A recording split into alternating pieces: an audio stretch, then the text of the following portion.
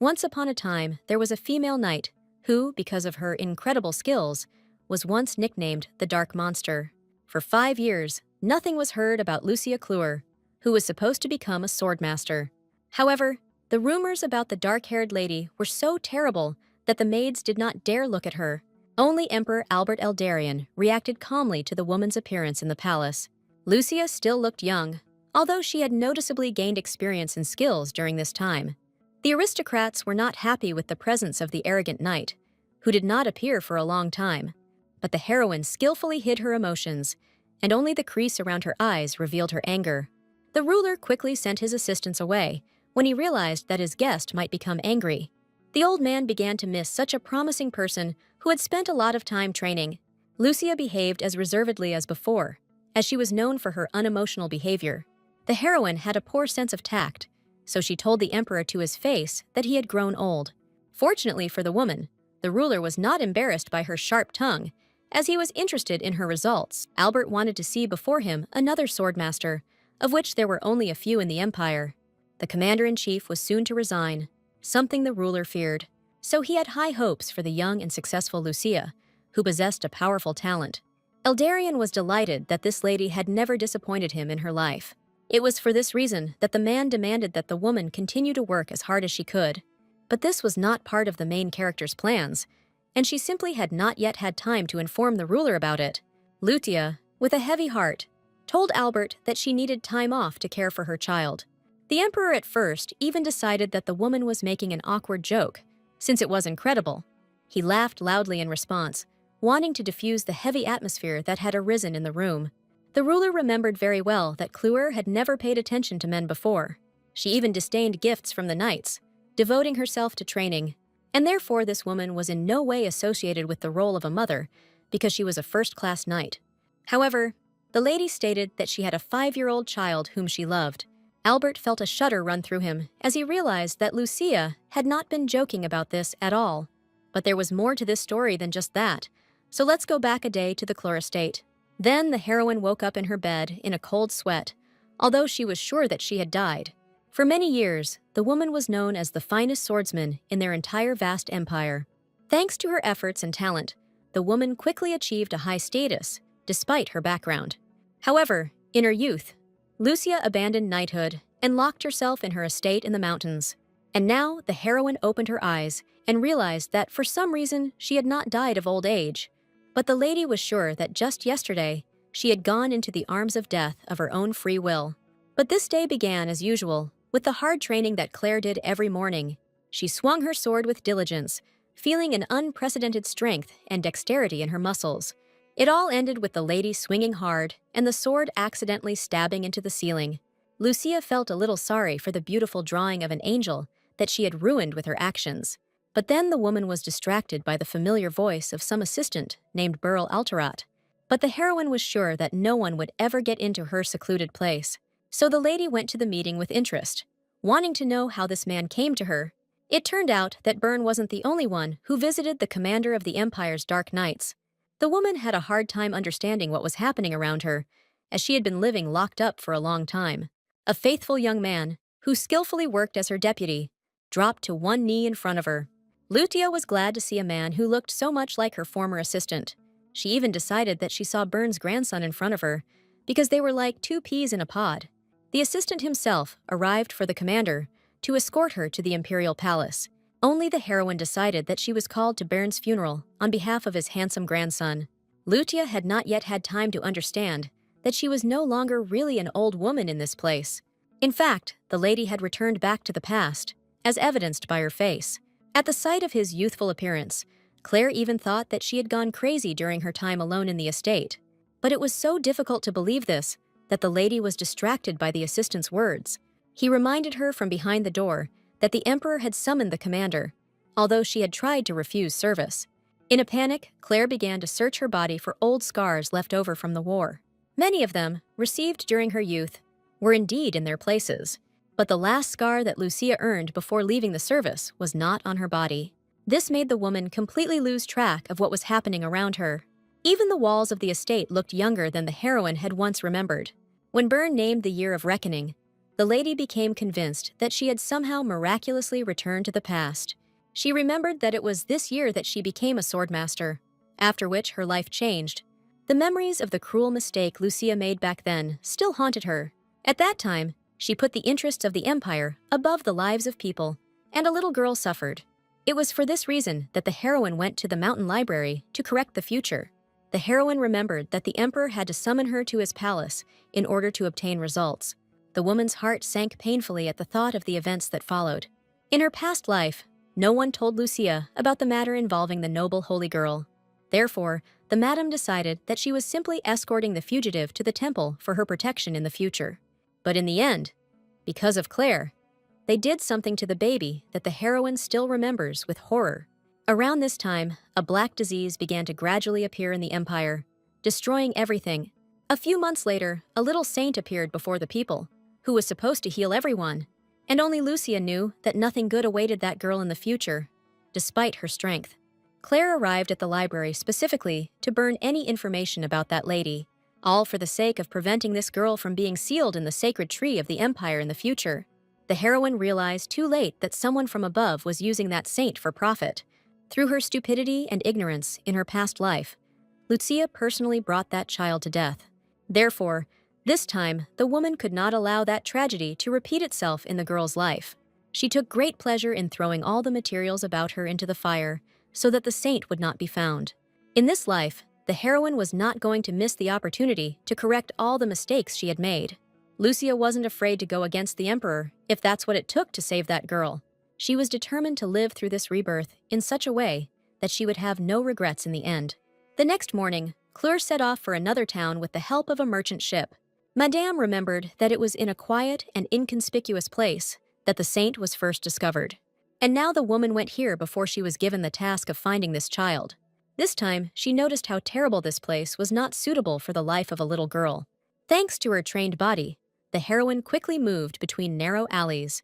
Quite quickly, Lucia became horrified by how terrible the smell was in the area. She was about to leave when she noticed something worthy of attention in this place. It was all about the neat lock that hung on the warehouse door for some unknown purpose. This new and shining object was in sharp contrast to the surrounding destruction and old age. Lucia never doubted for a second that she had finally found something worthwhile for herself. She activated magic, and with her sword easily cut the strong castle into two small halves. As soon as the door swung open, the woman saw some rather expensive birds. But Clure didn't care about the animals languishing in the cage, waiting to be bought. Lucia focused her magic in her hands again, this time using her searching abilities. The woman was sure that a little girl must have been hiding in this godforsaken place, and the heroine's search was crowned with success. As she detected the child's heartbeat, Madame rushed as fast as she could towards the girl, before whom she had sinned so greatly in her past life. The little girl saw this strange lady for the first time, so she was not happy about such an unexpected meeting. Seeing the confused girl, the heroine stood awkwardly in place, not knowing what to say to her. Lucia had never had the opportunity to interact with children before, as she had led an isolated life, and the only child she raised was already a teenager when she first met him. That is why it was difficult for Lucia to start a conversation with the child, even though she had been looking for him all this time. The girl herself helped the woman, as she hopefully assumed that it was her mother in front of her. A girl named Annie lived her entire short life in an orphanage, never suspecting that she would become a saint. Her only friend was Mia, who took care of the baby, as she was several years older than her. But the girls did not have much time to see each other, since the eldest was about to be adopted. This angered Mia, but at that age she couldn't contradict the orders of the director of their orphanage. Little Annie looked at her friend with hope, as she wanted to meet her again someday. Life was extremely difficult for the girl in the orphanage, as all the children constantly called her names and teased her. And Mia understood that timid Annie would never fight back against the naughty children who laughed at her. The little girl was sad because in a few days she would have no one to hold her hand at night. No matter how much the lady didn't want to, these bad thoughts kept creeping into her head, preventing her from sleeping normally. But deep down, Annie dreamed of the day when her black-haired mother would finally take her home. The little girl had no doubt that sooner or later this miracle would definitely happen, and the mother and her daughter will go home, holding the girl's hand tightly, and will never let go. This is exactly what Annie thought as she lived through the dark and unpleasant nights in the small orphanage. But Lucia immediately categorically stated that she was not the baby's mother, no matter how much she wanted it. The knight came to this place to save the child, but she did not intend to become his mother. Although Claire couldn't help but admit that it was rare for anyone in the Empire to have hair as black as both of them. However, the woman had no intention of lying to the saint, even if it would ease her moral state. She extended her hand to the girl, hoping that she would immediately seize the opportunity offered. According to Lucia's plan, she had to successfully steal the baby from this dark and terrible place. And then the knight would hide the saint in a secluded place so that no one would dare touch the lady again. But for some reason, the little girl was in no hurry to jump into the arms of her potential savior. Instead, Annie plaintively admitted that she needed to clean the place up, or it would hurt. Clure was alarmed by the words that the lady was somehow experiencing pain while in this dark place. The heroine remembered that a difficult future awaited the girl, during which she would suffer greatly because of her strength. Claire knew that this little girl had calmly endured all the abuse, so she was surprised by her words about pain. Suddenly, a faint glow began to appear around Annie, which was the manifestation of her holy power. The matter was concentrated most strongly on the lady's hands, and she breathed a sigh of relief at the end of the treatment. Lucia realized too late why the girl's holy power had been activated in the first place. Not far away in the corner, the knight noticed a whip and realized that the girl had been beaten to test her power. This caused genuine rage within the woman, who knew how the saint had suffered throughout her short life. But the girl never complained about her offenders, humbly accepting all the humiliations directed at her. This is what angered Lucia the most, who was used to fighting for herself and her life. But it turned out that the saint had no relatives, since she had lived in an orphanage since birth. The heroine felt her heart clench with pain at the thought of how much the little girl had been through. The knight could not leave this girl in such a terrible place, because she remembered that death awaited her soon. Because the heroine's mother died early and her father rarely visited, she did not know how to act as a parent. Lucia didn't know how warm life in a family could be until she met her friends. However, even with them in her past life, Claire chose the path of loneliness and personal self-destruction. But this girl still believed in the people around her, no matter how cruelly they treated her. Lucia saw their similarities in appearance, so she decided to make the lady part of her family. But the little girl didn't have time to answer, as she was frightened by the sounds coming from the broken door. The knight immediately realized that the girl's kidnappers had returned for her to continue torturing her. Annie only wanted to find her mother, so she didn't want to stay in that horrible place. So the heroine took advantage of the commotion among the birds to safely escape with the child. It was no trouble for Lucia to climb up the walls. Despite the baby in her arms, the woman was full of desire to protect the girl this time, so that she would not suffer anymore. True, even after bringing the baby into the house, the heroine did not really understand what to do with her now. Annie stubbornly refused to leave the threshold because she was too dirty to do so. Although the knight herself did not blame the girl at all for accidentally getting her clothes dirty. But the lady had no intention of walking around the house until she was clean enough to do so. So Lucia had to play along with the stubborn little girl so that she would finally listen to her. The heroine did not consider bathing so necessary, but this was the only way she could attract Annie. As soon as the girl heard about the heated bathroom, she immediately ran to it. Lucia wasn't sure she could wash herself at that age, but Miss didn't ask for help. So the knight tactfully gave Annie time to take a bath. As luck would have it, at that very moment, the heroine urgently needed to leave on business. So the woman ordered the little girl not to touch anything in the house until she was at the estate. The saint didn't even have time to say anything in response, since she was too timid for that. So Claire set out with her assistant, confident that she had done everything correctly. But even such a smart and experienced woman in battle needed advice on raising a child. And no one could tell the commander about the children better than Burl, since he had many nephews. The boy spoke with great delight about his beloved relatives, who were growing up quickly. Lucia didn't expect to hear that her kind behavior also influenced the healthy growth of her children. Altarat had no doubt that without Lucia, it would be more difficult for him to see his nephews. The heroine still had to decide what she would do next with her child. The woman could consult with Leon Ruvens, who was the commander of the White Knights. Once they even fought a friendly duel, since they communicated quite closely. Lucia had already easily defeated Leon back then, although he tried his best not to give in to her. And then the heroine came up with a good idea to take maternity leave. This would allow Clure to find the people who had harmed the little saint in the past. And yet the woman would not have abandoned chivalry, which she had loved throughout her life. With the help of the connections she had made, it was easier for Madame to find the stone that would hide the baby's powers. But Lucia didn't expect that her innocent request would be perceived so by the emperor. The ruler had no idea that his faithful warrior would so brazenly betray his trust with his lineage. The woman was left to silently listen to all the reproaches from the man who was higher in status than her. Claire initially suspected that achieving her request would not be as easy as she would have liked. She made up a story that the child's father was a herbalist, and one day he went into the forest. But death awaited him because of a collapsed mountain, where the man loved to walk the most. But the emperor did not believe a single word of the knight, who did not look sad. Albert liked to swear loudly when he didn't like something about his subordinates, so he even accused Lucia of treason, which was far from the truth. The heroine knew that the emperor was not at all serious in his words, so she did not pay attention. The only thing that worried her was that the man had chosen a glass so large that he couldn't hold it in his hands. Lucia couldn't ignore this fact, so she concentrated magic into her pen. The woman remembered that in his past life, Albert had died from excessive wine consumption. So, with one deft movement, she easily cut off part of the glass of wine. The ruler stared in shock at the knight, who dared to cross all boundaries. Never before had he seen a glass cut in half with an ordinary feather. This only meant that Lucia had become something more than the best swordmaster in the empire. The heroine immediately noticed a change in the ruler's mood, so she again demanded leave.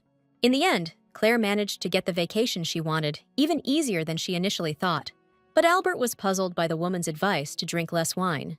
Immediately after finishing all the business, the heroine hurried back to the estate to see the baby. But all the corridors and rooms of the building turned out to be empty, as if the girl had never been there. Lucia couldn't even imagine that the saint would still be washing herself in the bathroom after so much time. The knight rushed into the steaming room in a panic, wanting to find the baby, and Annie found herself on the edge of the tub of water as she struggled to reach for the towel on the wall. At that very moment, the girl slipped in surprise as Madame suddenly burst into the room. The knight instantly tensed her trained muscles to catch the baby. But Lucia couldn't understand why the saint never got out of the bath the entire time. Tears welled up in the girl's eyes, as she still couldn't reach the towel she needed. Only now did the heroine realize that, out of habit, she had hung the towel too high. As an apology, the woman personally helped the baby dry off after a long shower. But the baby started crying again, which only made the bewildered Cluer even more angry. The heroine never imagined that it would be so difficult for her to raise a child alone. But in the end, it turned out that she couldn't even persuade the girl to try the prepared food. Lucia always knew she couldn't cook well, but she had never tried to feed others before. So for the first time in her life, the woman felt so hopeless around her child. The only thing that made her happy was that she had managed to burn all the information about the dark-haired saint from the orphanage. There were still several years before the girl's awakening, so Lucia had time to teach her everything. No matter how difficult it was for Claire, she was not going to give up on raising the girl right away. Suddenly, Annie quietly declared that she urgently needed to go back, because it would be the right thing to do. The knight hoped that the girl would stay by her side in gratitude for saving her from the kidnappers. In fact, the little girl didn't want to leave her new mother at all, but she was afraid of being a burden. Due to stress and anxiety, the lady could not even properly express all the emotions she was experiencing. Lucia knew perfectly well that her dirty and lonely estate was not suitable for a child to live in it. The woman did not know how to communicate with children, so she directly told the little saint about this. Lucia's response was more tears that appeared on the face of the girl who did not want to leave. No matter how hard Claire tried, she couldn't understand the thoughts of the girl she needed to somehow make friends with. This caused the heroine to bring more and more tears and panic to the face of the little girl, who was ashamed of herself. As a result, the legendary knight found himself completely helpless in front of a small child. Only thanks to her enormous patience and calm character did Madame behave with restraint. She reminded the girl that she was not going to send her to an orphanage, but the house needed to be cleaned urgently. It was so important for Annie to hear the words about her acceptance that the baby immediately stopped crying. She had a hard time getting used to the new and clean environment, where she didn't have to work to earn money for food. Lucia seemed to the girl almost like an angel who had descended from heaven to make her life easier. So Annie forbade herself from crying, so as not to create even more problems for the knight. The girl was going to help the woman with the housework, since she was much better at it than she was. But the little girl couldn't even imagine that in response, Lucia would ask to call her mom. The saint's deepest dreams gradually came true, time after time, right before her eyes. But before, the girl had only encountered constant ridicule and misunderstanding. Why did Annie believe that no one in the world could ever truly love her? Claire managed to come up with a new name for the baby, so that the church fans would definitely not find her. But the knight did not name the invented nickname, only because she heard an incomprehensible noise. Lucia was sure that she wasn't expecting anyone anytime soon, so she became wary. An incomprehensible rustling sound was heard outside the window, gradually approaching and increasing in size. The commander didn't hesitate for a second when she swung her sword at the unknown criminal. But it turned out that it was one of Lucia's assistants, whom she could not immediately remember. The young man introduced himself as Vernon Javier, and he was one of the best Dark Knights. The woman hardly recognized this man, since she had last seen him in a past life. Following him into the room came an equally good assistant named Gillian Olivia, and the last one to visit the commander was Heath Scyther, who was her most devoted friend. They all immediately stared in surprise at the girl who looked a little like Lucia. The woman was not frightened by the sudden appearance of the trio, who had helped her a lot. But the knights noticed that Cluer began to act much more mature, as if she were old. The heroine realized that she urgently needed to work on her manner of speech in order to fit in. At this time, Gillian joyfully picked up the girl in her arms, because she loved children. But seeing the saint's frightened look, Lucia immediately took the baby away from Olivia. Then Vernon stepped in, confident that he could win the girl over. The guy performed a simple trick, at the end of which he offered Miss a small candy. While the boys were arguing among themselves, trying to win Annie's attention, she simply fell asleep in Lucia's arms. Claire wasn't sure if this was normal, but she didn't wake the tired baby. Instead, the woman carefully carried the girl to bed, so as not to wake her on the way. The assistants were noticeably confused when the commander left them, because they had come specifically to see her. The heroine herself wanted to spend time only with the saint, to whom she became increasingly attached. The woman was sincerely worried about the girl's condition, but she did not seem ill to her. Lucia was experiencing maternal feelings for the first time, so she had little understanding of her own emotions. But when she saw the sweet little girl, Claire wanted to smile and enjoy life, which was not the case before. There was only one person Lucia felt such emotions towards, so she called the lady by this name. It was about a woman named Nia Cluer, who was the heroine's mother, who died early. As soon as Miss fell asleep, Vernon began to pester the commander about the girl. But the heroine learned her lesson, that she shouldn't have told anyone the false story about her father. The emperor's reaction showed that few would be willing to believe such a stupid story. So even to her closest aides, Claire couldn't tell anything about Nia. As they were being punished for trespassing, the youngest soon fell to the floor. In the end, Lucia took pity on the boy she had cared for since their first meeting. Heath always took advantage of his weak health to avoid relying so much on strength. His friends knew very well about this peculiarity of the guy, but now they were more concerned about the girl. The only thing Lucia could come up with was that the baby had been growing up with her father all this time, and the knights sincerely believed that it would be much better for Nia to continue living with a man. However, Claire herself saw no problem in raising a child. Even young Gillian handled this task much better than the experienced commander, all because the woman had absolutely no idea how to do anything around the house, let alone care. But the heroine still refused the help of the knights who needed to be trained. But the guys had foreseen this option, so they received permission from the emperor. Lucia had no objection to the order that her subordinates should be nearby. Claire was genuinely surprised that the assistants had put their duties aside for her. But the boys were not going to endure any longer the separation from their commander, which was already long. The knights had strong arguments, because all this time they had been obediently waiting for Lucia's return. So even the calm Vernon couldn't ignore the fact that Claire wanted to lock herself in. The heroine understood perfectly well that with these skilled people, it would be easier for her to raise Nia. Therefore, the woman nevertheless agreed to help from the knights, who were only glad about it. As a result, starting tomorrow, the little girl will have personal nannies from a special dark squad. Lucia was shocked at how quickly events had unfolded without her knowledge. She owed this to a young band of knights who had completely gotten out of hand over the past 5 years. But the biggest inconvenience to the woman came from Byrne, who knew nothing about her maternity leave. However, Lucia was not the commander for nothing, as she quickly showed her assistant the door. The heroine wanted to enjoy the peace and quiet that would soon be unavailable to her. But after a minute, Claire heard footsteps behind her again, which made her feel displeased. It turned out that a knight of the same status, only white, had come to see the commander. It was the commander of the White Knights, Leon Ruvens, who was adored by many. Lucia had no idea why such a man would come to her personally, and the man himself, with anger on his face, demanded to know who the father of the little girl was. The heroine remembered that this knight was always compared to her, called a real angel, and right now, this angel looked more like a demon, because he couldn't contain his emotions. It occurred to Claire that Ruvens had come to her on behalf of his caring father. This man was a minister, and often took care of the best dark knight without reason. But Leon was in no condition to explain who had sent him to look for Nia's father. At this time, Lucia's assistants were returning to the training dormitory with happy faces. None of them believed for a second that the child was really Claire's, all because the woman was famous for her hatred of men and love of swords. Gillian and Vernon discussed the commander's behavior the most, although they supported her, and only Heath made the right conclusion, noticing that Lucia had changed quite a lot. The guys saw how much their commander now wanted to protect little Nia, and so Lucia could not allow Leon to speak ill of her possible daughter. She clearly saw that something was wrong with the reserved commander this time. The whole thing was that Ruvens heard from the emperor a story about the baby's father.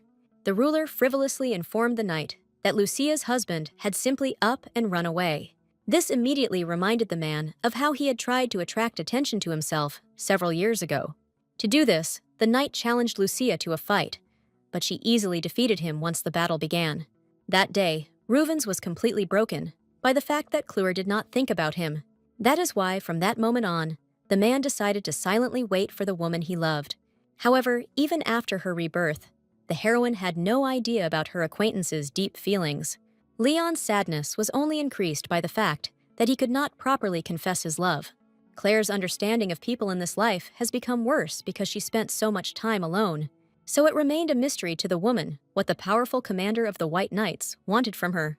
But life in the estate continued, so the heroine had no time to be sad or think. The assistants, as promised, took on some of Lucia's responsibilities to make things easier for her. Each of them took up the task that he was no worse at than chivalry. So, an ideal environment for education was created around Nia, which made Madame happy. The only thing the knights did not approve of was Lucia's strange methods of upbringing. Previously, the woman had not noticed that the floor seemed to become clean every time by itself. But now, the heroine saw that it was Nia who was diligently washing the floor, earning her living. The little girl did this with such a contented face that it seemed as if she was not at all tired. And Lucia didn't stop the girl from cleaning, because she felt better. No matter how reproachfully the knights looked at the commander, she didn't care. Claire even forgot that she had another ward, albeit much older, and one of the knights expected that the woman would pay attention to him on such an important day. So Heath was incredibly happy when the commander suddenly remembered his birthday. The woman didn't remember ever giving gifts to congratulate a friend, but she found him in a terrible place, and the guy needed support and attention. But Lucia wasn't responsible enough to remember his birthday in advance. Here the assistants were distracted by a knock on the door, since no one was expected at the estate today. It turned out that a servant had come to the commander on behalf of Leon, and had brought gifts with him. Lucia couldn't believe her ears when she heard Reuven's name, which seemed very angry to her. The assistants were unaware of the incident and accepted the gifts with peace of mind. The heroine did not have time to stop the knights, as she was too far from the door. As a result, Claire had to watch as a huge pile of boxes was carried into her estate. For the first time in her life, Lucia felt so uncomfortable about another person's actions. She was used to not expecting anything from others, but here Leon's actions did not depend on her. Therefore, the woman was puzzled by what had happened, fearing the knight's further actions. Lucia has always been bad at deciphering other people's thoughts, which played a cruel joke on her. She decided that the man was thinking negatively about the girl who had recently appeared at the estate. But the assistants did not fill their heads with such thoughts, and were sincerely happy with the donated items. What touched them most was the cute clothes designed especially for little Nia. Claire couldn't argue that this dress would have suited the little girl much better.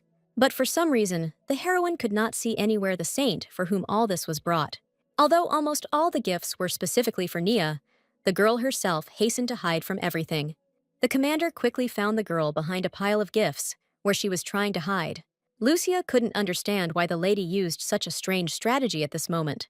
Nia's eyes were wet, as the little girl was ready to burst into tears at any moment.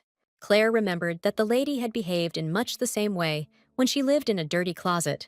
This puzzled the woman, who had not previously noticed signs of past stress in the girl. At that moment, Olivia burst into the room noisily, offering Nia one of the beautiful dresses. But the saint began to retreat in panic, as she did not think that she deserved these clothes. The little girl was clearly ready to run away, just to avoid touching something so clean. None of the knights expected such strange behavior from the girl who had previously smiled. Only the heroine understood what was going on, so she sternly sent the assistants away. The woman had to explain to the little girl that anything becomes dirty over time. But for some reason, Nia blamed only herself for what was happening with various things.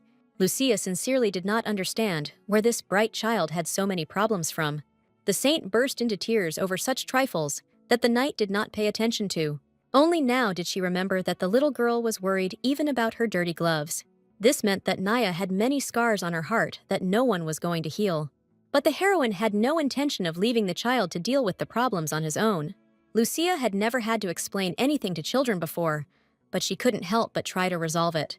To begin with, the woman took those same dirty gloves and prepared warm water in barrels. The soap fell into the water with a soft splash as the lady needed more lather from it. Claire pretended that she couldn't cope with the laundry on her own, and the little girl was pleased to realize that such a grown woman needed her help. The people playing the roles of mother and daughter began to have fun together near the foamy water. Lucia's main goal was to make the girl stop being afraid of getting something dirty. There was a look of intense concentration on Nia's face as she tried to wash her gloves. Since the baby's strength was not enough, the knight carefully helped her in this difficult task. Previously, the heroine considered it stupid to waste time on such things, but in the end, she even liked it.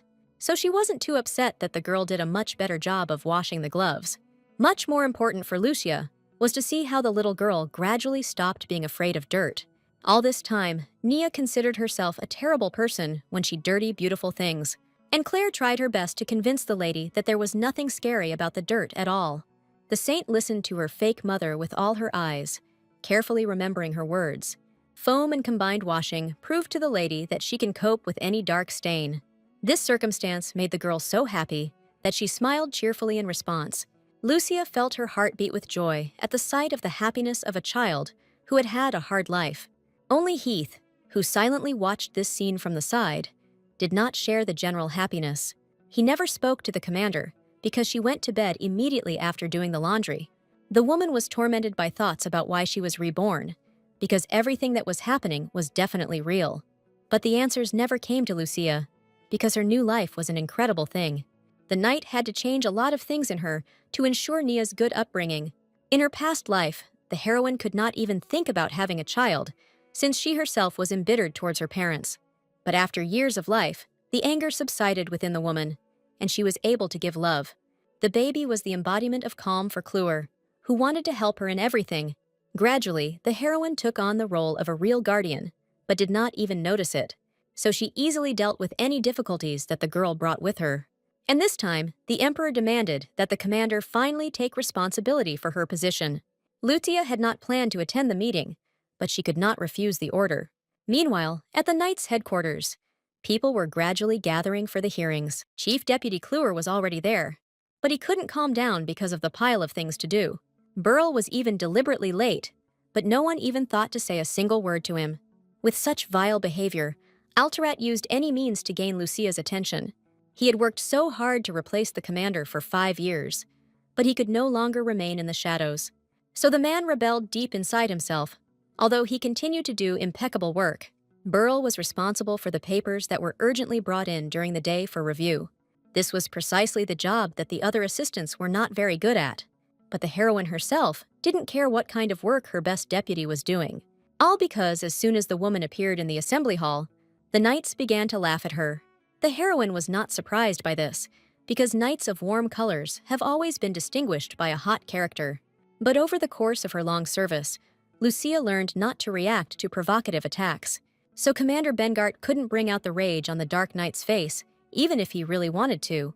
In addition, Cluer had the resilience of an old person, having lived to that age in a past life. So, with her sweet smile, the woman irritated Bengart, who was not ready for something like this. His friend Ashen, who also happened to be the commander of the Yellow Knights, behaved much more restrained. But even the calm speeches of this man quickly tired the heroine because she rarely attended meetings. Claire expected to be verbally attacked for her decision to take time off to care for her child. But Leon appeared just in time and angrily interrupted all the negative talk about Commander Lucia.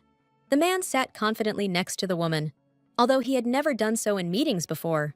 At the same time, Reuven smiled sweetly at his opponents, feeling moral superiority over them. But the escalating dispute had to be interrupted, as the assistant began a meeting of commanders. Throughout their meeting, Leon stared at Lucia, making the woman uncomfortable sitting next to him. On the agenda was the important question of what to do with the empire's shrinking budget. Everyone remembered very well that the ruler traded with one of the neighboring states for magic stones. In gratitude, the empire provided that country with military protection and political support. Lucia knew that now that the infection had engulfed the empire, it was not to her advantage to continue this alliance. Bengart was the most indignant about this issue, although he did not help the emperor in any way. All the funding was provided by aristocrats, who were becoming poorer every day. The heroine was surprised by the fact that the conversation gradually turned to information about the temple's savior. The woman was sure that all the rumors about the saint were exaggerated in order to sacrifice her. But Claire could not understand who would want to treat a child in such a cruel way. It was the aristocrats who invested all their energy into the idea of saving the earth with the help of a saint. They sacrificed many people for this goal and never regretted their bloody path. And now the heroine found it strange that these people ultimately benefited from the death of the little girl. Lucia only remembered the names of a few people, so there was little she could do to stop them. While the woman was lost in her thoughts, the meeting was quickly ended so that no one would quarrel. And at the exit, Bengart was waiting for Kluwer, whom he wanted to humiliate in order to feel his superiority. At exactly that moment, Burl arrived at the meeting, regretting that he was so late for it. The Red Commander took advantage of this opportunity to begin openly humiliating Lucia. He had no respect for the Dark Knights, as during the war they were joined by criminals. Despite her bad past, the heroine had long since brought order to her squad, so she met these words with anger. But for all the other commanders, nothing changed, so they continued to laugh at the Dark Ones. Altharat realized that this whole argument started because he was late, so he tried to fix it himself. But Bengart didn't have time to say a word to his deputy before he fell to his knees, unable to rise from his place. For the first time in his life, the man experienced such a strong thirst for blood that it literally tore him apart. Lucia demonstrated only a small part of her skills, but it was more than enough. The commander couldn't move a finger, even though the woman was pressuring him with just her aura. Kluwer barely contained her anger to keep from starting an unnecessary fight with another squad of knights. Lucia warned Benhart that she would closely monitor his development during her short vacation. The man never thought that this lady, who was never appointed as a swordmaster, would be so strong. Meanwhile, the saint was impatiently waiting for her savior to finally return to the estate. The little girl wasn't very bored, because she had a lot of fun things to do. Most of all, the girl liked to look at the things that belonged to her over and over again. The lady told herself what was now her property and what was Lucia's. With such a simple activity, time flew by quickly for the girl, who was waiting for the commander to return. She took pleasure in keeping her body clean, as she was no longer so panicky afraid of dirt. For the first time in a long time, Nia could smile happily at her reflection without thinking bad thoughts. Eventually, the little girl got to the kitchen utensils because she had played with other objects. But the lady did not expect that one of the plates would suddenly break into 2 pieces in her hands, even though they were weak. Nia stood frozen in horror, still afraid that Lucia might take her back to the orphanage. At that very moment, Heath, who had been left to watch the girl, entered the room in response to the cracking noise. The little girl panicked and turned to the guy for help, as she didn't know if it was possible to fix everything neatly. Nia tried to deny until the very end that it was she who broke the commander's plate. The little girl had no desire to return to the shelter, although she showed no affection for Kluwer. Heath didn't even have time to console the girl, whose emotions were rapidly rising. Suddenly, the holy power that appeared in moments of stress again formed around the lady. She grew and grew with every second, but Miss herself did not notice these changes around her. The guy immediately guessed that it was this girl that the entire empire was so carefully searching for because of her strength. The knight wanted Lucia to travel the world with him, paying no attention to anyone else. And for this, the best option was to send the baby to the temple, for which Heath created a portal. But then the girl's strength increased several times, which her small and fragile body could not withstand. Scyther couldn't ignore what was happening, because he himself had once let magic out of control. It happened in the distant past, when his father tried to be a traveling doctor. When monsters appeared in one of the villages, the man sent his son to fight them. Once Heath did his job well, the commoners' money began to flow into their family like a river. No matter how scared the boy was to fight monsters, he was able to find friends because of his heroism. Everything was fine until the villagers started to put too much pressure on the impressionable child. At that moment, Heath did not feel his former strength, since he had not had time to recover from the last battle. But no one cared about the boy's condition, because the residents were afraid to fight the monsters. Scyther got it into his head that he absolutely had to defeat the enemies, and so he activated his abilities. But it all ended in a huge tragedy, as the baby couldn't handle the magic and created a huge flash himself. Memories of that day still haunted Heath, even though he had long since learned to control his abilities. And now exactly the same fate awaited young Nia, who did not even suspect her powers. Scyther couldn't let a child's life be ruined by just one accident, so he calmed the saint's powers instead of creating a portal to the nearest temple. The girl watched with adoration on her face as the knight who had helped her so easily acted. Heath saw himself in the little girl, and only for this reason could not cruelly drive her out of her new home on the estate. Instead, the guy fixed the plate for the lady, which made her incredibly happy because now she could stay. From now on, Nia was going to be much more careful when handling fragile objects so as not to break anything again. Scyther understood perfectly well that sooner or later, the magic inside the saint would burst out again. But the knight had no idea how such a special girl could learn to live an ordinary life. Heath's fate was not at all indicative of the lady, as he ultimately took a completely different path. But the knight was able to advise Nia to make good friends and smile more often. At that very moment, the doors behind them swung open with a loud noise as guests arrived. A little red-haired girl stood on the threshold and immediately began loudly demanding to play with her. Meanwhile, Lucia found herself with everyone around her, discussing her situation with the child. No matter how much the woman didn't want to, she couldn't resist the aristocrats who opened their mouths. The heroine spent a lot of time in complete solitude, so she managed to wean herself off evil gossip. But experience and intelligence allowed the woman not to react to people who deliberately offended her. Here, Lucia was noticed by an old acquaintance, who was surrounded by girls from all sides because of his beauty.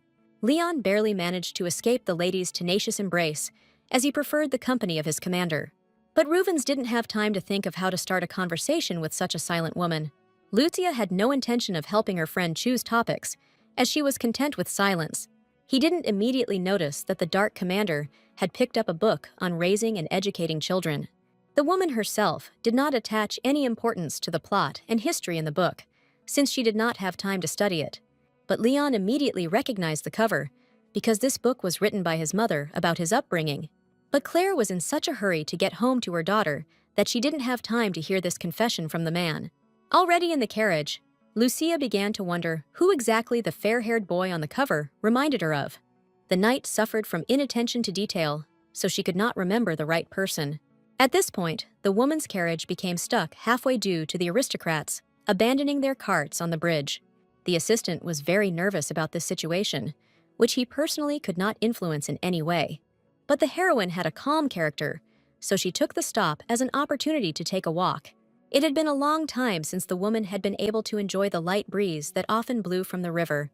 Suddenly, below, the woman noticed a familiar male face surrounded by ladies. It was a crown prince named Aaron Eldarion, with whom the commander was well acquainted. Since his teenage years, the man had been running after the woman, so he couldn't help but greet her. The prince modestly admitted that he could not refuse to communicate with the ladies, although he went out alone. The heroine saw that this man still enjoyed the same wild popularity among women, but Lucia had no desire to participate in such a thing, so she quickly took her leave. However, Irene called out to the woman who was trying to escape, as he had prepared a gift for her daughter. Eldarion pretended that he had not intentionally picked up a rattle that only babies played with. As little as Claire knew about children, even she knew the gift was inappropriate. The heir chatted cheerfully about how he had no idea the commander of the Dark Knights was pregnant, but the heroine was not interested in discussing her condition, since she was not going to change anything. But Irene didn't want to let go of the woman with whom he had a serious conversation so easily. Since she was speaking to the prince, Claire had to obey his order with a sigh. The woman was tense by the fact that the man had been watching her for quite a long time, which he himself admitted. The aristocrats immediately began to whisper excitedly when they heard such information from the heir. Lucia had no desire to become the center of gossip next to the handsome prince of the empire. 5 years had passed since they met, but the woman noticed Irene's glances at her every time, all because Eldarion was head over heels in love with the commander, who remained just as insensitive. The heroine was worried about what people would say about her adopted daughter, whom she was going to love. To avoid questions about her father, the madam stated that at that time she spent her nights with many men. This news spread like wildfire among the aristocratic women, hungry for such gossip. But after these words, the prince blushed, as if there were ripe tomatoes among his relatives. Lucia did not expect that her blatant lie would cause such a violent reaction from the prince, who began to bleed. Aaron suffered from weak blood vessels in his nose, so he learned long ago how to stop the bleeding. The heir was sincerely ashamed that he accidentally stained the clothes of the commander of the Dark Knights. But the man didn't just approach the woman for no reason. He hinted that he lived not far from her. The heroine herself remembered that the crown prince's palace was located very close to her estate. Irene wasn't lying when he said he'd been watching Lucia's training constantly for 5 years. The woman was preparing for the role of a swordmaster, so she did not miss a single day of her hard training. Therefore, the prince was sure that he had not seen Cluer with a belly, as if she really was pregnant. With a smile, the heir promised to keep this little secret of the commander, in order to become closer to her. The heroine looked suspiciously at the hand the prince extended to her, as she did not want to enter into an alliance. When the woman silently walked away, Irene only admired her behavior and character even more. While Lucia was worried about the future of the prince, who died immediately after ascending the throne, what bothered Claire most was that at least one person already doubted her child. But the woman tried her best to convince people around her that she really gave birth to Nia herself. As soon as Lucia returned home, she found incredible chaos in her own estate. The commander had never met a red-haired girl before, so she was puzzled.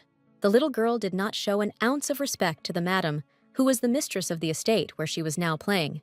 Jillian reminded her niece of her manners, as the girl's name was Yvonne, and she was related to Olivia. Since the knight asked for forgiveness for all this mess, the heroine did not scold her. Madame was much more interested in knowing where the little saint was, who could not be heard. Taking a quick glance around the room, Lucia noticed that the little girl was hiding under the table. Claire remembered that children were prone to playing hide-and-seek, so she didn't say anything to the girl. Nia had been sitting under the table for quite a long time, because due to her shyness, she did not dare to play with anyone. But Lucia didn't realize this peculiarity of her daughter, so she pretended not to notice her under the table. The lady couldn't allow this to happen, so she jumped out from under the table after the woman. The girl needed support and understanding, as the guest was driving her crazy with her constant noise. As soon as Nia appeared on the surface, Yvonne ran up to her with a joyful cry. The red-haired girl was curious, so she asked who the woman and the lady were to each other. It was the first time Lucia had encountered such a direct question from a child, so she hesitated for a moment. However, Jillian saved the commander in time, whispering to her niece that it was a mother and daughter standing in front of her. In fact, the girl knew all the rules of etiquette well, but she simply neglected them out of spite. But now the little girl bowed as a sign of respect and said that her name was Yvonne Byrne. The heroine was surprised at how well this noisy and impudent girl was brought up. Yvonne couldn't stand still for long, so she began to bombard her new acquaintance with questions. What surprised the red-haired lady most was that Nia called Lucia by her first name and didn't call her mom. The saint herself did not see any problem with this, but now tears came to her eyes because of the remark. Previously, the heroine did not pay attention to what exactly the little girl was calling her. Only now everyone in the room was interested to know the reason for their communication. Lucia didn't even have time to come up with an excuse for such a case to explain everything to those around her. But the woman was saved by Nia, who suddenly admitted that she could not decide on such a thing. Claire felt genuinely sorry for the saint, who still suffered from the scars on her heart. The girl remembered back in the orphanage that they could take away everything she liked. It was for this reason that Nia hid any attachments she had to other things, and the woman understood better than anyone why the saint was still afraid to call her mother. All because the girl wanted to keep all the moments with Lucia deep in her heart. But Yvonne got it all wrong, because she thought that Lucia had beaten her daughter as a child. Nisa couldn't allow such an awkward situation to happen, so she was the first to rush to the commander's defense. She selflessly covered her guardian with her hands, although she herself could barely see because of her tears. The situation was accidentally saved by Olivia, who said that the lady simply loved her mother very much. The knight's words were a revelation to the heroine, who had never thought about the baby's love before, and now this girl was ready to give her life, just so that Lucia would not be harmed. Once all the arguments had died down, the girls moved into the garden to play in the fresh air. Yvonne taught Nia table etiquette, because the lady didn't even know how to hold a cup properly. Since the drink in the girls' mugs was not real, they only pretended to drink it. Byrne set an example of how it was worth playing a little tea ceremony with her, and the little saint repeated all her friends' actions exactly to do everything correctly. Never before had the red-haired lady been able to play so cheerfully and calmly in someone else's company. But Yvonne was not having enough communication, so she wanted to take a friend with her next time. Nia wasn't sure she had the right to give such permission, so she turned to her mother. However, Lucia had nothing against children on her territory, as long as the saint was happy. Byrne's daughter clearly didn't let the little girl get bored, as she was constantly coming up with new games. And so the doghouse Leon gave her became a secret base for two young girls. Yvonne easily infected Nia with her enthusiasm and incredibly cheerful character since childhood. Because of the girl's behavior, the saint remembered the instructions of Heath, who wished her an ordinary life. So the little girl wanted to be just like the carefree daughter of the famous Duke of Byrne. Even at the orphanage, the lady was different from the others, which is why the kids constantly laughed at her. But now, the red-haired lady had no intention of making fun of the little girl she considered a friend. Yvonne saw Nia for the first time in her life, but she was already ready to trust her with any secrets. It was a real revelation for the girl that her new acquaintance considered her her friend.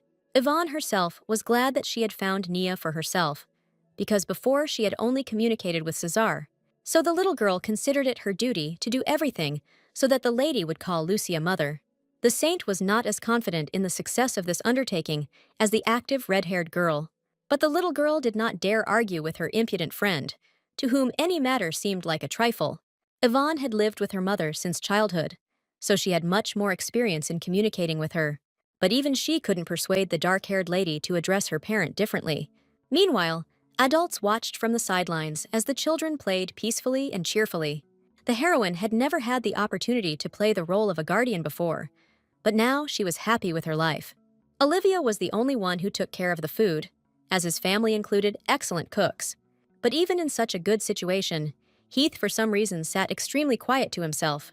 Claire couldn't ignore the fact that her best assistant was somehow restless. Upon returning home, the commander noticed the remnants of magic that belonged to the guy.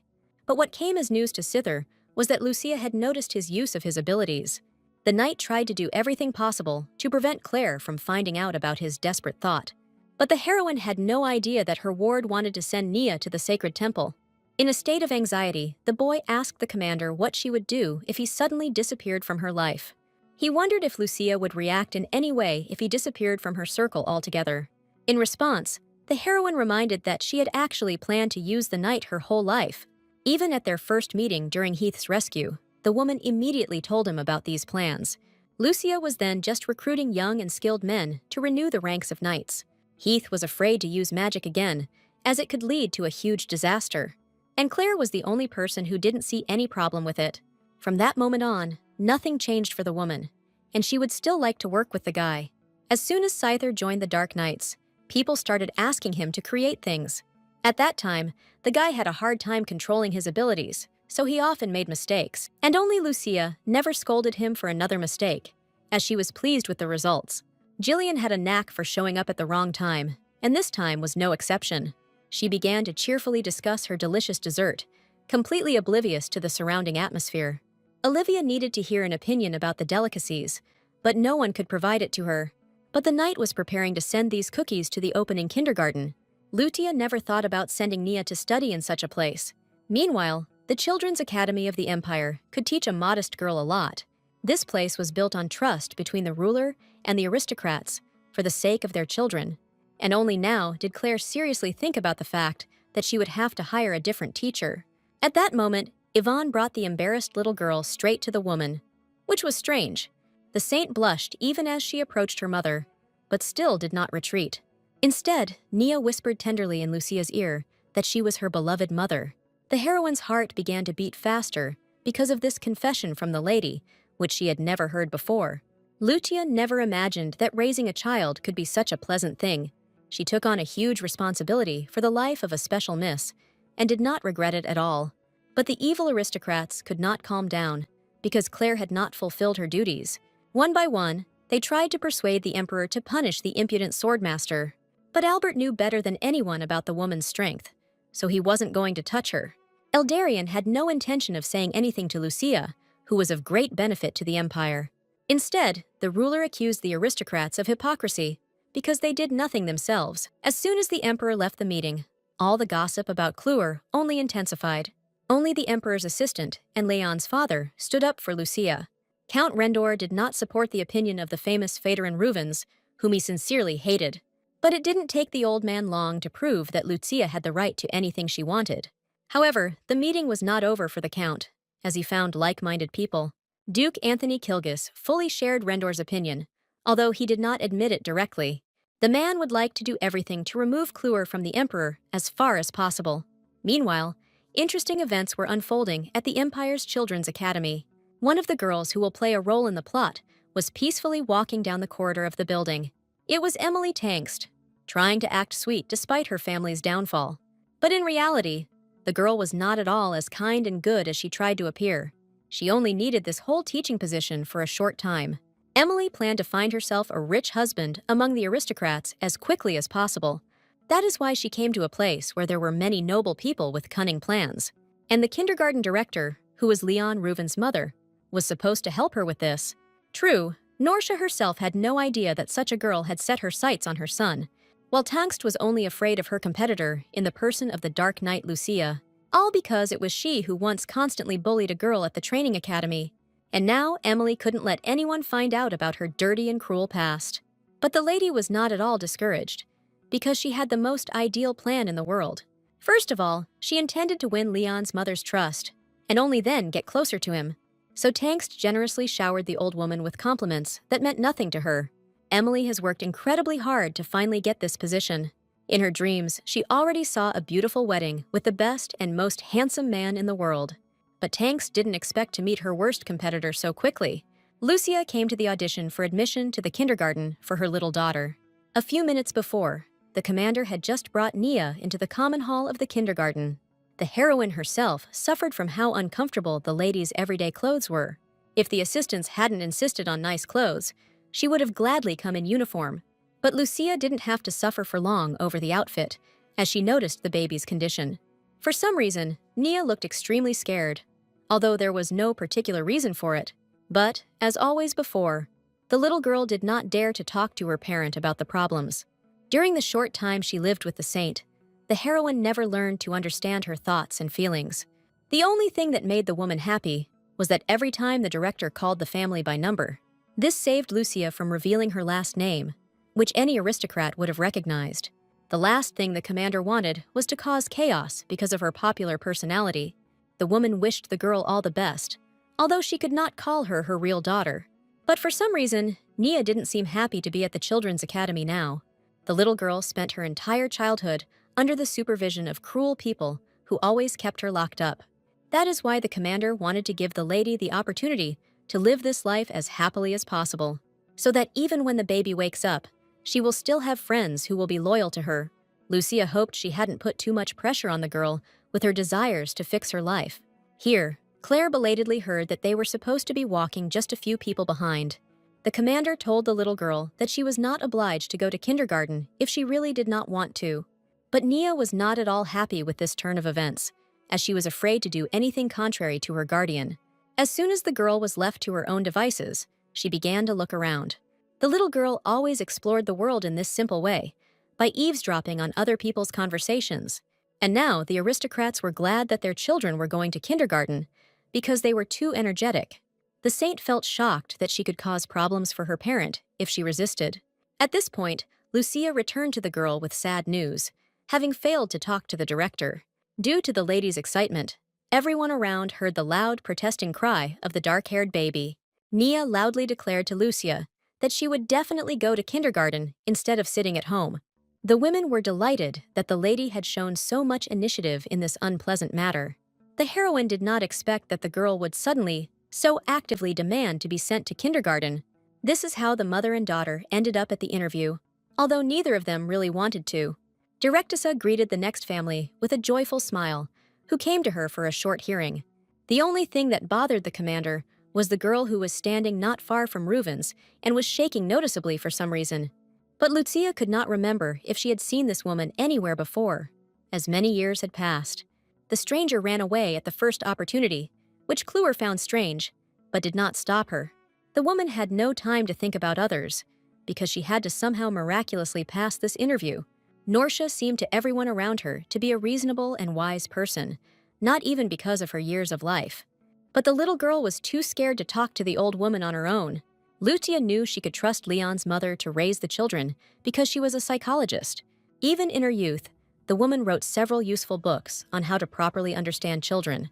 The headmistress's stories reminded the heroine of a beautiful swan that could protect itself if necessary. Thanks to Norsha's ability to communicate with children, she immediately guessed that the girl did not want to go to kindergarten, and the old woman didn't see any problem with this, because she could easily convince the little girl. But for Kluwer, it was news that her adopted daughter, for some reason, acted against her wishes. The saint had nothing to say in response, since she was truly afraid to go to this luxurious kindergarten. Norsha began to speak cautiously to the lady, who gradually opened up to the stranger. Reuven said that it was okay if Nia didn't go to kindergarten with aristocrats. She reminded that there are people who still want to listen to the girl, as if her stories were treasures. Norsha was sure that for Nia, that person was her mother, even though she remained extremely inexperienced. The little girl seemed to have a vision when the headmistress told her such a simple but very important thing. Lucia tried to smile back at the girl to create the impression that Norsha was telling the truth. Nia was very impressed by the fact that her mother cared about all her stories. The headmistress's words reminded the heroine of the legend that timid children are always full of stories. When the hearing ended, Lucia did not expect them to be accepted into the kindergarten, despite their behavior.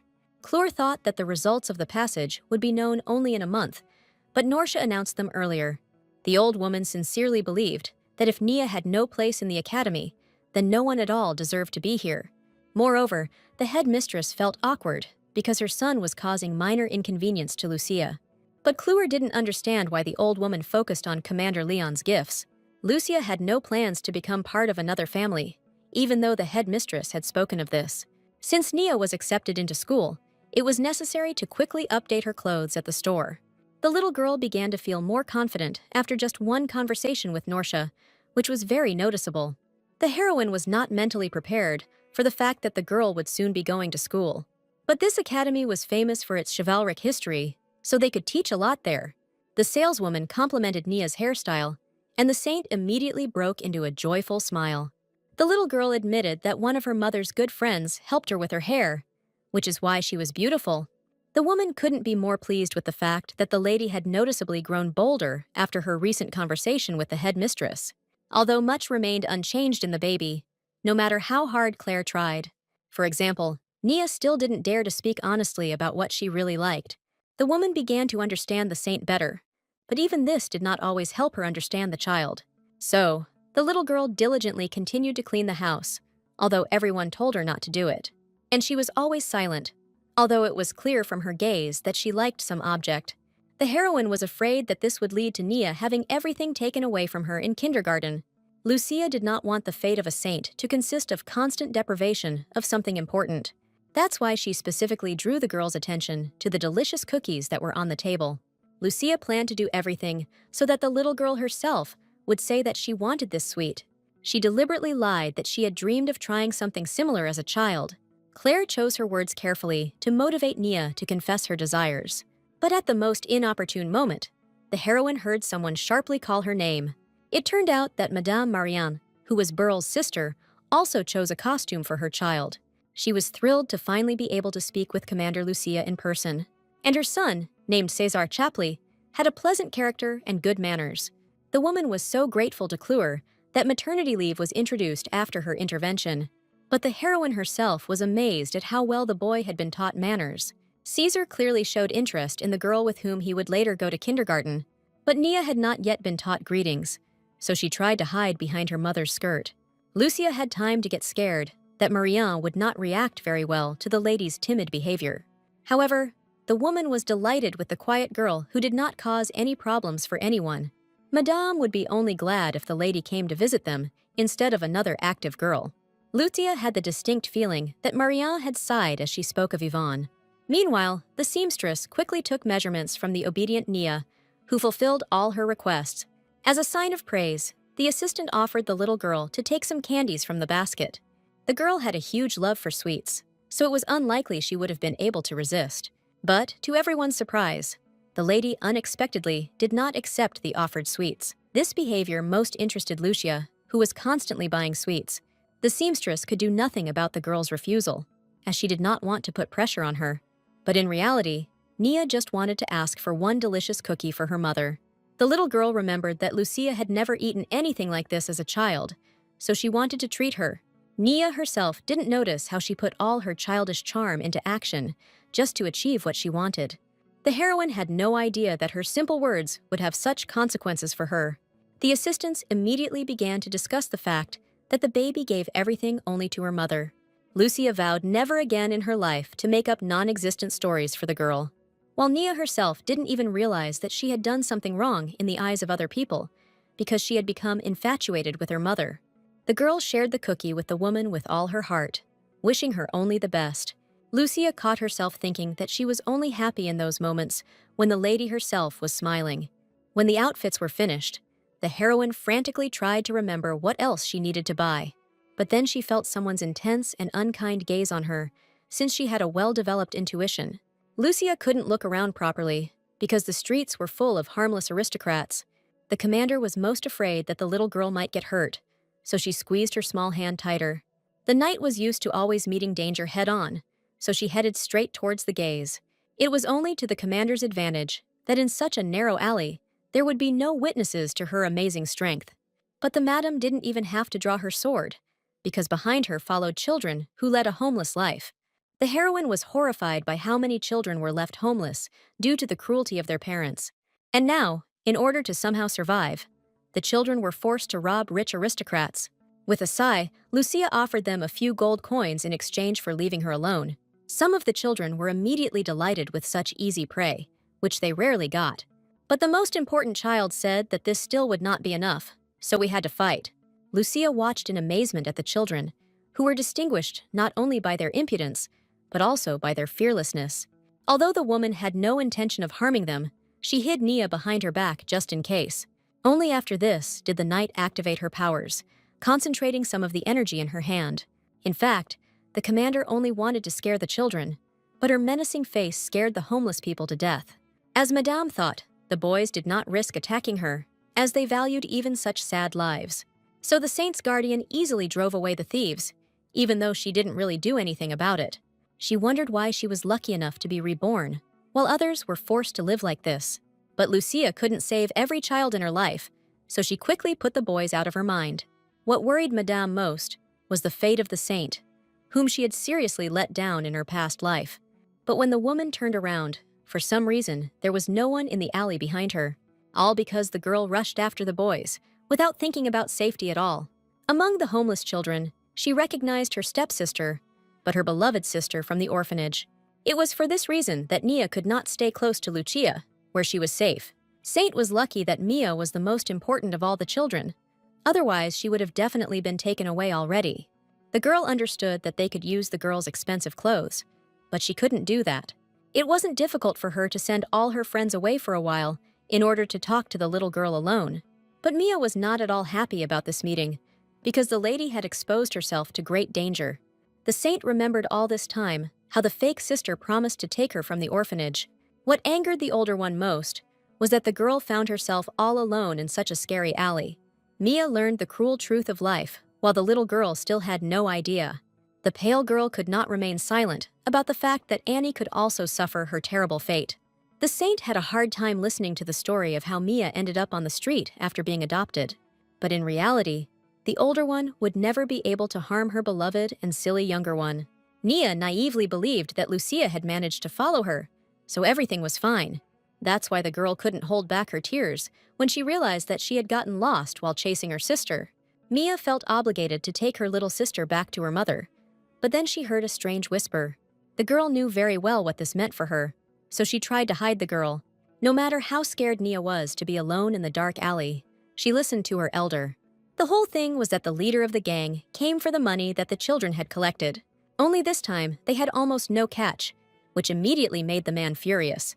He blamed Mia most of all for this, since he knew that she was quite smart.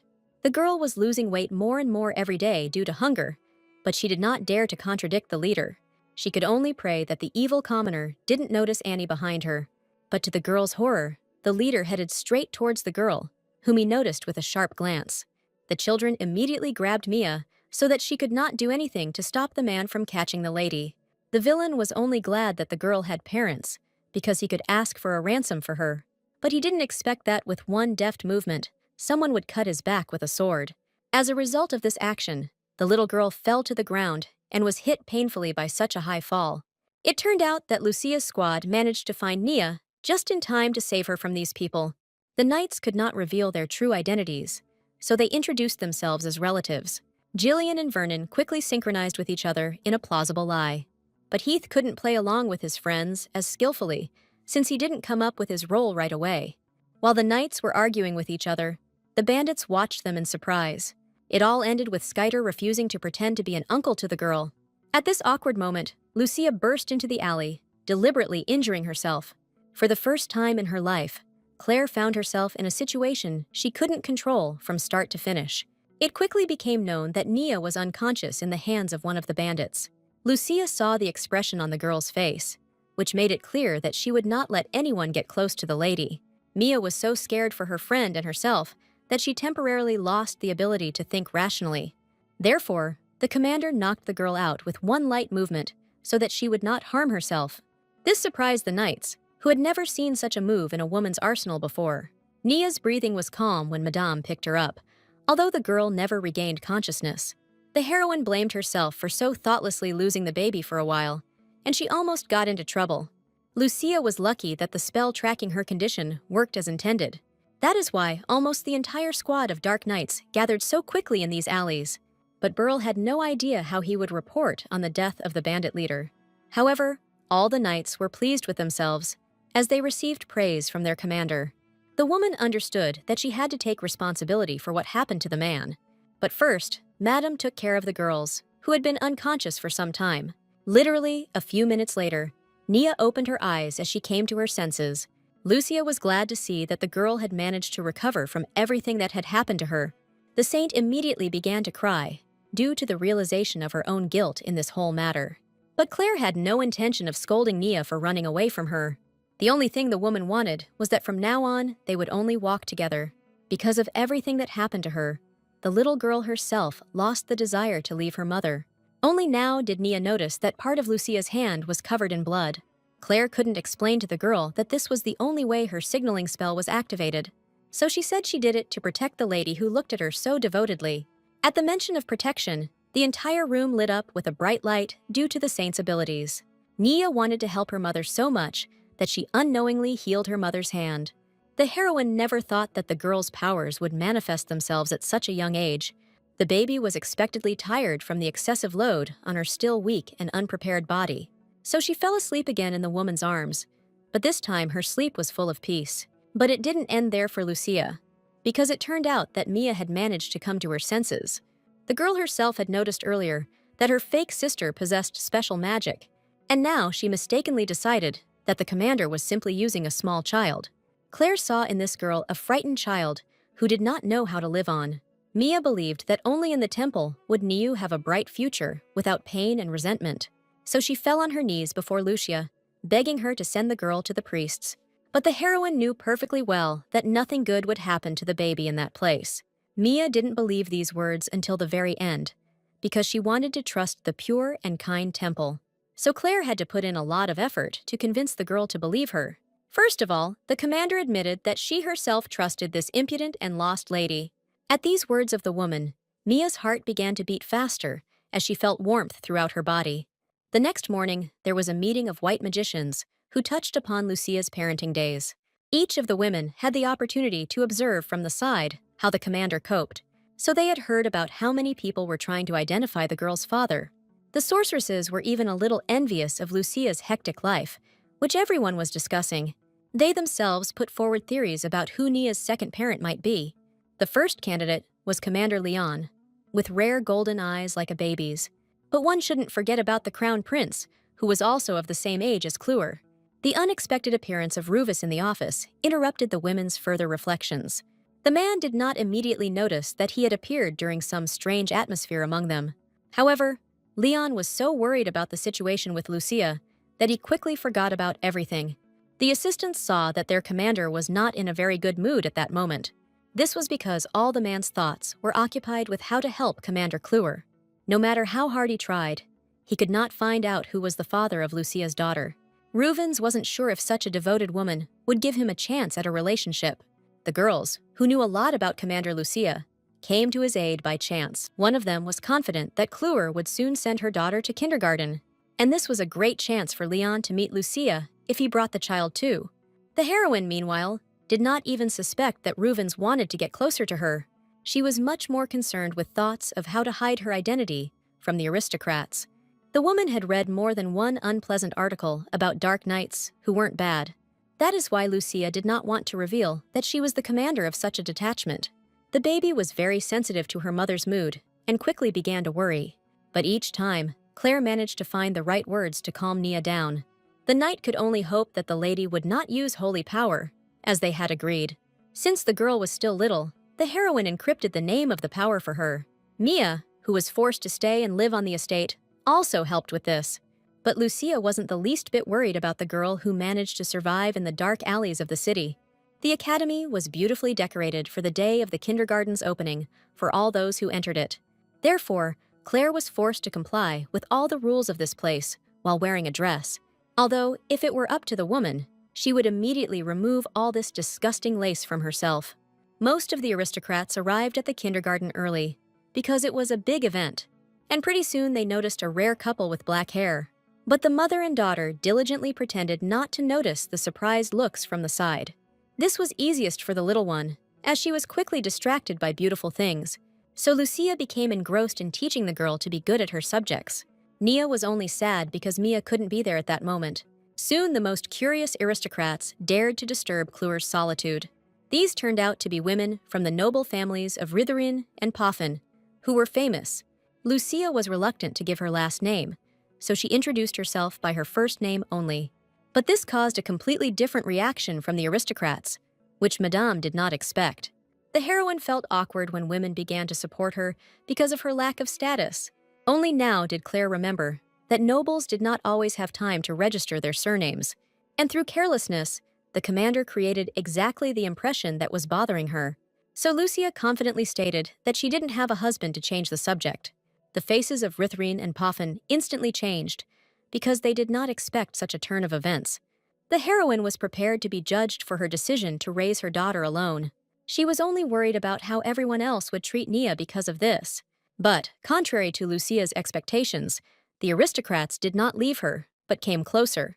It turned out that these women were so compassionate that they began to sympathize with Kluwer. But what surprised the heroine most was that the aristocrats quickly made her a victim of the war. For some reason, they decided that her husband died while defending the empire, which was considered noble.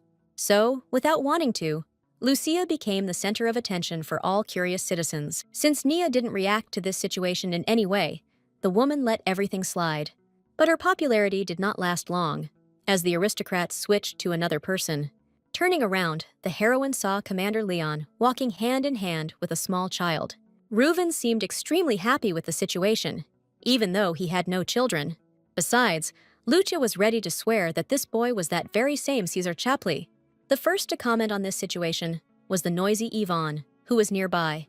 The girl almost burst with envy when she realized who exactly brought her friend to kindergarten. However, she quickly collected her thoughts and introduced herself to the man in the best manner. Leon responded with the same sweet smile, although his was truly sincere. From the outside, Claire saw how easily Yvonne seduced Ruvens, who was stupid in such matters. The commander of the White Knights was saved only by a quick meeting of all the children who had entered the kindergarten.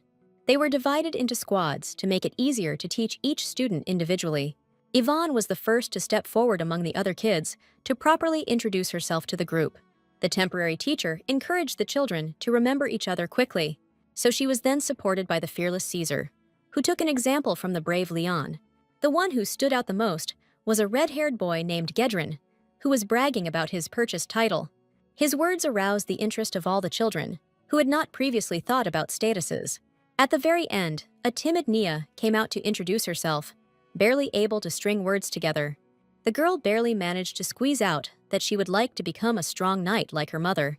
The impudent Gedrin immediately ridiculed the naive lady, who did not strive for a high title. The teacher could not calm down the student who was breaking all the rules of conduct. So Yvonne, who was not afraid of such fools, bravely stood up for her beloved friend. The girl quickly became furious that the boy did not want to apologize for his words, so she moved from words to actions, which she did not regret even a little later. Watching all this, the teacher sadly thought about when she would be able to leave. Meanwhile, the parents were at another meeting, where they were writing down all the materials. Lucia kept her distance, because she was sure Vernon would get the information. Claire wasn't used to working with a lot of material herself, so she was taking a break. But her secluded spot under the tree was soon found by Leon, who wanted to talk. The heroine greeted his greeting with a heavy sigh, as she wanted to be alone. Instead, she had to wait a long time for Rubens to say something after the silence. In the end, the man spun some story about how he came to the meeting in place of someone else. The heroine sincerely did not understand what this strange man wanted from her at that moment. Throughout her past life, she had also been dissatisfied with Reuven's behavior towards the knights. Instead of properly training young guys, he often sent them straight into the ring. So the woman did not approve of Leon continuing to live only for the sake of the emperor and the country. Therefore, it seemed strange to her that the man expressed a desire to accompany her. Claire tried her best to keep a low profile, and Rubens ruined everything so easily. Before the meeting was over, Lucia had time to get away from Leon. The heroine managed to easily drive away the commander, so she remained in a good mood. But for some reason, Nia came out with a sad face. Although she was full of enthusiasm before the kindergarten, the woman couldn't ignore it. But the girl didn't want to tell stories at all. Suddenly, the commander heard people around her start discussing the Dark Knight's uniforms.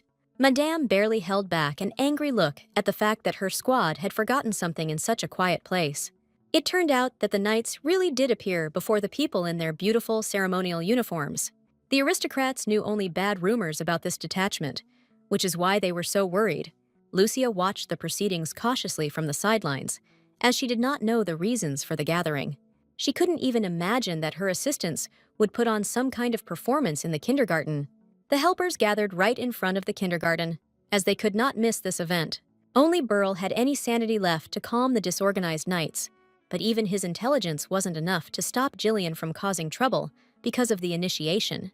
Heath was much smarter than Alterath, so he silently watched Olivia's furious behavior from the sidelines. But Burl, with all his might, competed with Gillian for the right to be the best knight in the squad. The heroine couldn't understand why the knights were behaving so noisily, although they themselves advised her to keep a low profile. She valued her identity, so she did not come closer so that no one would talk about her. Since the kindergarten had a large area, Lucia was able to quickly hide from the helpers. But the woman was interested in the shouts from the side, since somewhere nearby, she heard a voice familiar to her. It turned out that Yvonne was forced to ask for forgiveness by her parents, which the girl protested against. The Byrne family tried their best to convince their daughter that she should behave like a proper lady. The whole point was that the mother of the boy, Gedrin, demanded respectful treatment of their family. She sincerely felt sorry for her son, who had heard a lot of unpleasant things addressed to him by the girl. But in reality, Gedrin did not suffer from what happened, which he showed only to Yvonne. Such impudence only made the little girl more angry, although she couldn't explain the reasons for her rage to anyone. As a result, the man who had just received the status again began to point out the girl's behavior. However, this time Yvonne's mother stood up for her because she could not allow the man to yell at the child. Few people ever managed to argue with this formidable woman with a hot temper. So the whole family of Gedrin walked away empty-handed, promising terrible punishment to their opponents. Since the mother was angry with Yvonne, the little girl urgently needed to distract her attention. Luckily for the girl, she just happened to notice Nia's mother nearby, with whom she had quite good communication. The heroine had no intention of getting involved in this squabble, but the daughter of the Baron family had already noticed her. The girl's mother immediately began to apologize for her daughter's behavior, as she considered it unworthy. It turned out that Yvonne's parents were named Julie and Dave, and they were unusually nice people. But Lucia had no desire to make acquaintances among aristocrats, even if they were so nice. Claire was already mentally cursing the moment when she accidentally looked the couple straight in the eyes. But then, for the first time in a long time, Nia disobeyed her mother, as she abruptly ran away from her. Even all the knightly skills did not enable the commander to stop the little saint in time. Meanwhile, the little girl, in front of everyone, hugged her friend tightly as a sign of gratitude for her protection. The saint sincerely considered herself to be to blame for all of her little friend's troubles. The parents had no idea that Yvonne had deservedly attacked this boy. Lucia was the most angry of all when she realized that Gedrin had been calling her daughter names. Before, Claire had never had anyone make fun of her for not having a title. But now, for a moment, defenseless Nia was subjected to such a terrible life. So, inside the heroine, a wild hatred for such bad children in the kindergarten awoke. At that moment, Alterant ran up to the woman, who was glad to meet the commander. But he was immediately grabbed by the rest of the assistants, since Lucia did not want to reveal their identities. But the aristocrats still managed to hear how this man called his boss. Byrne had no sense of the situation at all, so he only increased the tension around him. As a result, Lucia felt how people around her began to whisper about her in horror, not knowing her identity. Some of the evil whispers also reached Nia, as the aristocrats were afraid of the monster's child. The woman tried her best to avoid this turn of events, but she still failed. In her past life, the heroine didn't care what the people she saved called her. But this time, all this gossip fell on an innocent little girl. Because of this, Lucia experienced an unpleasant feeling that had not been among her emotions before. In search of at least some kind of salvation, Madame began to look around, peering at people, and Claire was incredibly lucky, because nearby she saw Leon, who had not managed to leave. Reuven's already thought that he was not destined to talk to the woman he loved today, so the man was pleasantly surprised when the commander herself ran up to him. In this man, the heroine now saw her only chance of salvation from the aristocrats, while Leon himself had no idea that all this was just a cunning plan of the lady. Lucia smiled softly at the man and asked him to give her a ride in his carriage. It was vital for Cluer that the commander take her away with him in the carriage at that moment. But Reuven's couldn't believe that luck had finally appeared on his side in such a strange form. The man felt as if he was sleeping and seeing a beautiful dream about how Cluer was finally hugging his hand. These sensations were new and unusual for Leon, who noticed that his hand was tingling. It turned out that the commander had accidentally grabbed Reuven's with such force that she had cut off the blood supply.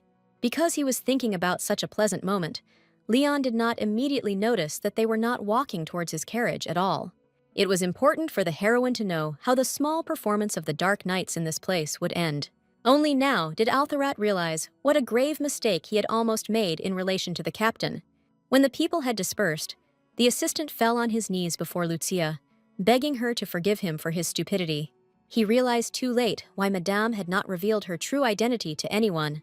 But Claire had no time to pay attention to something like that, as she knew about the arrival of the bandits. Among the guests at the kindergarten, a woman noticed a stolen piece of jewelry on the aristocrat's head. Only thanks to her attentiveness did the commander come to such a simple conclusion. It was all because Gedrin's mother had behaved too provocatively and had therefore attracted Lucia's attention. So now the fall of this family was only a matter of time, which could not but please Cluer. The only thing is that Madame was sincerely worried about the girl, whom she almost began to consider her daughter. She wouldn't want the little girl to start thinking of herself as the child of a terrible dark monster. Nia didn't think badly of her mother yet, but social pressure could very well affect her. Watching the lady, the heroine felt that her quiet and calm world would never be the same again. The girl made the woman experience various emotions, and she was not at all against it. As a result, the next day, the assistants limited themselves to congratulating Nia at the estate. But even so, the girl was terribly embarrassed by the attention she received before kindergarten. Vernon and Gillian already treated the lady as their daughter, because they liked her. However, for the little girl, only Lucia's opinion was important, even though she was not her biological mother. While raising the girl, the heroine learned to give her compliments at the right moments. So the woman noticed that Nia no longer looked as happy as before. This worried Lucia, as she remembered that the girl really wanted to go to kindergarten. But then Heath called out to the commander with excitement, because he had something to tell her. The boy prepared a magic stone that could control the saint's abilities.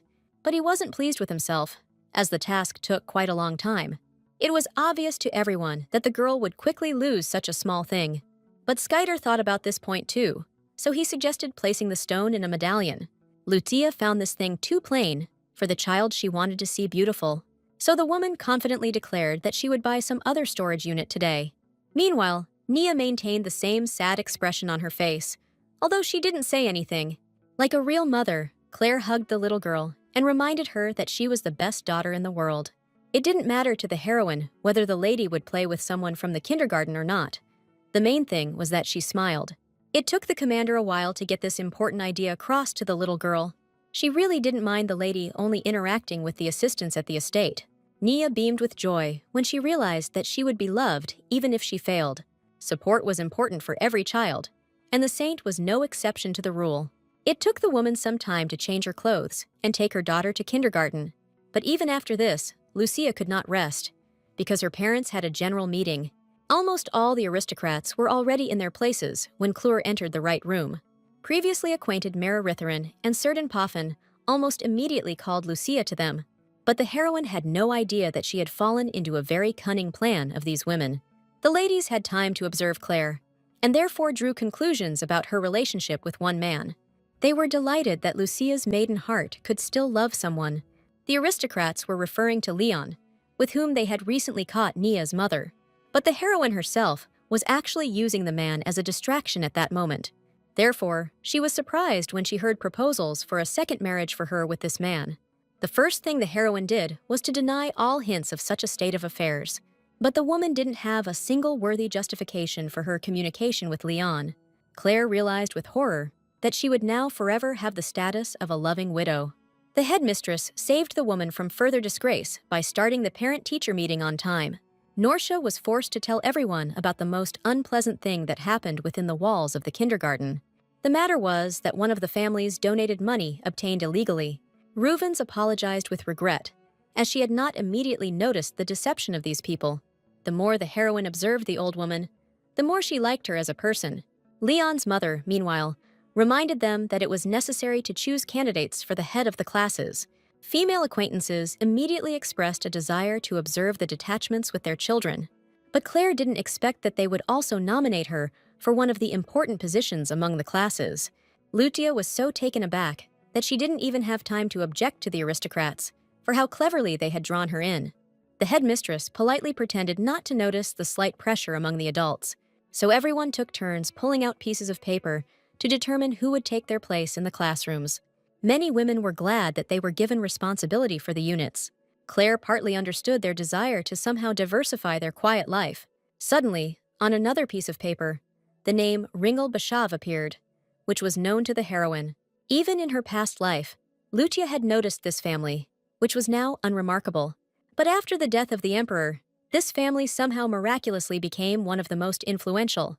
Only now did the commander remember that she had heard the names of her new acquaintances before. She allowed herself to pull out a piece of paper by chance and saw the name Sushi Whitney on it. As Lucia expected, she came across a woman who also had influence, quite by chance. Bashav, Poffin, Ritherin, and Whitney became the 4 united families who donated to the saint. But until all these events happened, the heroine could not prove the harm caused to Nia.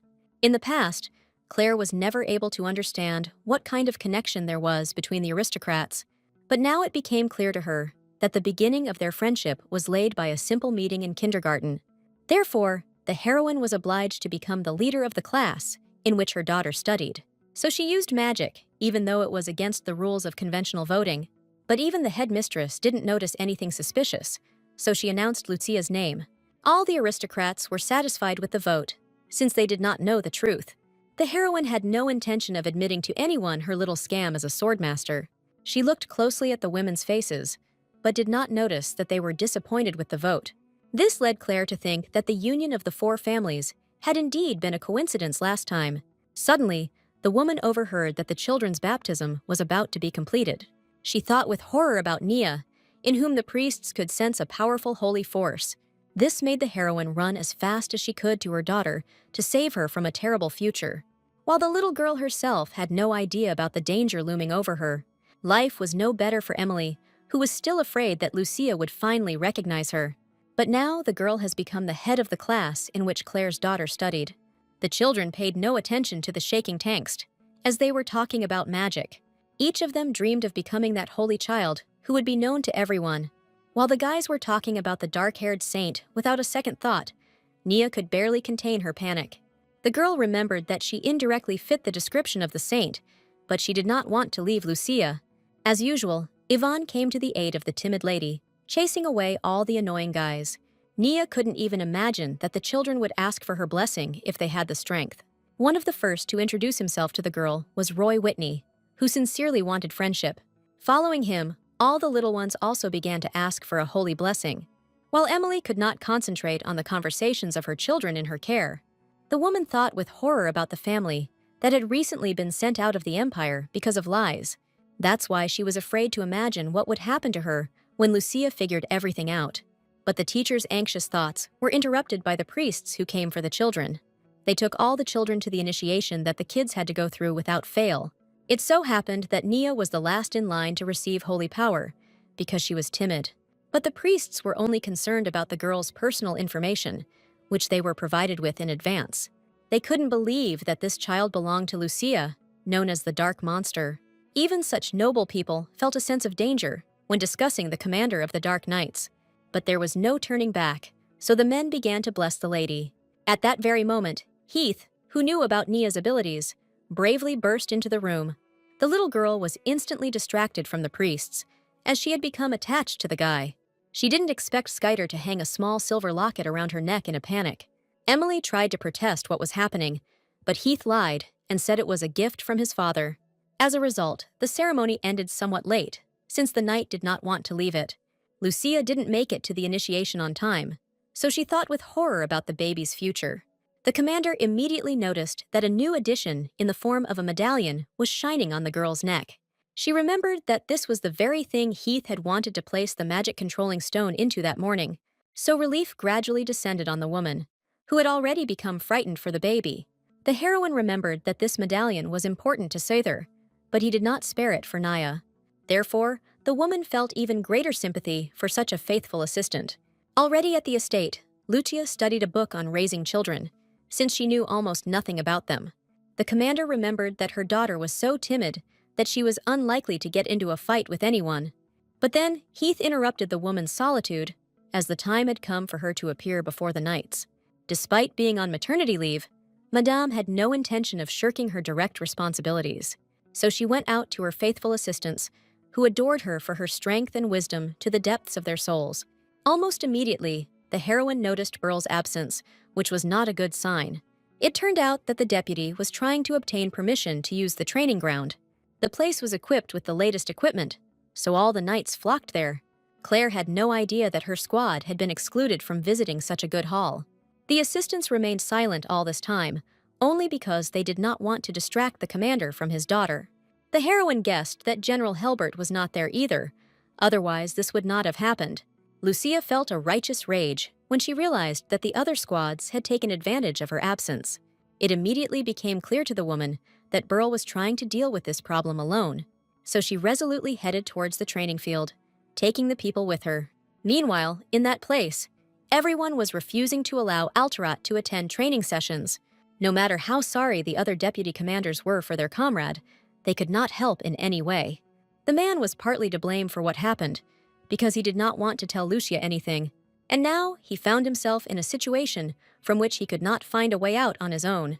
The deputy of the Red Knights clearly saw all the doubts in the face of the opponent who was fighting for the site. Burl still remembered how this same man advised him to be more ruthless in his decisions. On that day in the war, they were not allowed to leave a single enemy alive, which was hard for Alterath. However, even the deputies of the other squads did not expect the appearance of the Dark Monster. Lucia barely kept up with the assistant, who so bravely defended her knights before the others. The man immediately bowed to the commander, from whom he had tried to hide all these problems. The heroine was predictably furious that everyone had become so bold during her absence. Kluwer was not one to tolerate neglect of her dark troop for long. So the woman took up arms, although no one understood what she was planning to do. The Red Knight's deputy was most frightened by Lucia's uncontrollable behavior, and the heroine herself didn't blink an eye as she raised her weapon in the direction of the training hall. In the book, Madame read that if children fight over a toy, then it needs to be taken away. That is why she hit the walls of the hall with all her might in order to destroy it to the ground. None of the knights could withstand the incredible power of the dark monster in front of them. Lucia easily ensured that no one would get this training hall. And now, all that was left for her to do was to give away the newly built place to everyone on a competitive basis. The next morning, the Emperor's deputy opened the curtains in his office out of spite. The old man was outraged that the ruler was suffering from idleness, hiding behind the darkness. Albert had just finished smoking cigarettes, which had become an alternative to alcohol for him. Phaedron never tired of teasing his senior because of his bad habits. He got away with it only because there was no better assistant in the entire empire. Reuven's even managed to easily hush up the case in which the crown prince refused the engagement with a bribe. But even he couldn't understand why the ruler's son suddenly refused this profitable deal. Previously, Albert had always managed to easily direct all the actions of the handsome heir. Only this time, father and son agreed that there was a better candidate for marriage. It was perfectly clear to Phaedron from the outside how stupid this decision was. He honestly admitted to the ruler that it would be better for him to refuse to force a woman into marriage. But Albert was so impressed by Lucia's skills that he saw no one more suitable. The emperor firmly believed that a woman was much stronger than even the title of swordmaster. And she achieved all this in just 5 years of training, so her strength will only grow. The ruler wanted to do everything possible to prevent Cluer from thinking about leaving the empire. And his cunning plan was that Lucia herself would want to remain in the state. He was confident that his son would quickly charm even such a cold and unapproachable lady. But Reuven's also remembered his heir, who was distinguished by his tenderness and caring nature. Two older men argued with each other about who Lucia would marry. They could have reached a serious conflict if not for the deafening noise coming from the street. Neither the emperor nor his deputy could even imagine what caused this. They managed to see the dust and smoke that hung over the training ground after the destruction. Immediately after this, one of the assistants reported to the gentleman that Commander Lucia was behind this. No matter how uncontrollable the woman was, even in such a situation, the emperor could not punish her. Phaedron again, out of spite, refused to help the emperor with the construction of a new site, all because he wanted to teach a lesson to the emperor, who desired such a wild daughter-in-law. Meanwhile, Lucia received a task related to monsters and immediately refused it. She was afraid that Nia might have forgotten about her during the mission, as it could last a long time. One of the aristocrats deliberately put pressure on the woman, hinting that she might be fired, and Claire immediately declared that she would resign, since her daughter was more important to her. But that was precisely what the man was after, because he wanted to put his son in Lucia's place. That's why he alone wasn't afraid of Cluer's decision, which would have enormous consequences. Everyone around understood perfectly well that if Lucia retired, it would provoke the emperor's wrath. Luckily for the knights, at that very moment, Aaron joyfully ran into the conference room. He arrived just in time to find Madame with her resignation document in her hands. Eldarion couldn't let Lucia leave the knights, so he gently took the piece of paper away. In front of everyone, he demonstratively tore it up, because he was going to hush up the matter. Although the aristocrat with insidious intentions tried to rebel, he was quickly calmed down. No one had the right to object to the heir who enjoyed his advantages. As soon as a couple of friends left the room, everyone pounced on the count who was causing trouble. Meanwhile, in the White Commander's office, Leon, as usual, was sadly sorting through documents. The man was not at all upset by the destruction of the site, since his unit did not go there. But the assistants still took care to order a new magical weapon. The only thing Reuven's cared about was how much Cluer would be scolded for such an offense. That's why he didn't immediately notice how his father, who rarely visited his son, entered his office. Leon immediately tensed up, as he had never had a warm relationship with this man. Phaedron never did anything without a reason, and this time he had a plan too.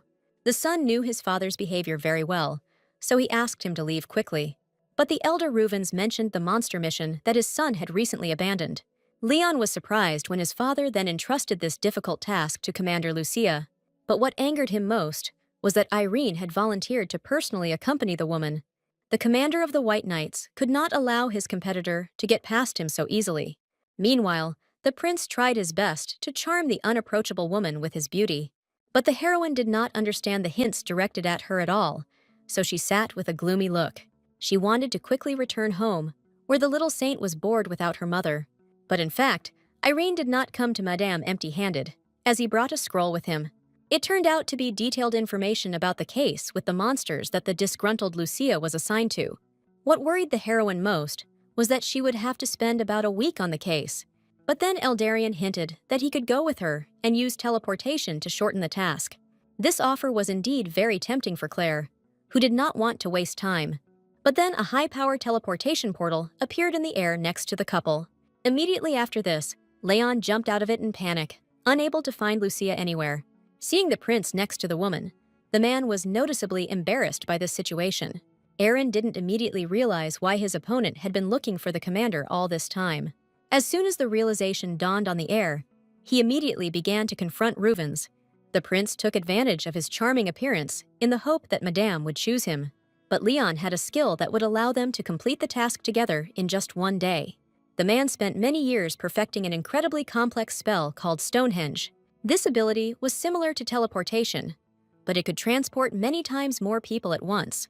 Ruvens was ready to do anything to prevent another man from accompanying his beloved. The heroine herself understood that with a skilled knight by her side, it would be easier for her to complete the task, so she signed an order with him to go together to exterminate monsters. But then Madame noticed that Nia was soon to finish kindergarten, so she ran away. So Leon and Irene were left in complete amazement in each other's unpleasant company. In a class with young children, Emily was still getting used to her new role as a teacher. From time to time, particularly impudent and active children greatly embarrassed her with their behavior. Yvonne was one of those kids, as she didn't even greet Tanks normally. The woman noticed that all her manners lessons were not working with the heiress of a baker's family. But Lucia's daughter remembered all the rules the first time, so she behaved perfectly. Emily was most pleased with the success of the lady, whom she never forgot to praise, all because she did not want to attract the attention of her formidable mother, who could punish her. Tangst couldn't understand how such a formidable monster could give birth to such a baby. Nisia instantly charmed everyone around her, although she herself did not notice this convenient ability. Emily had long since guessed that Lucia was keeping her identity a secret for the kindergarten, so everything was quiet around her. The teacher was not going to reveal to everyone who Claire really was for anything in the world. She had enough problems with her children, who did not always obey her due to their stubborn age. And today, another important and obedient child joined the woman's group. This child turned out to be Princess Saren Eldarion, who amazed everyone with her incredible beauty. Meanwhile, Lucia tried to make it to the end of kindergarten so that Nia wouldn't be upset about it.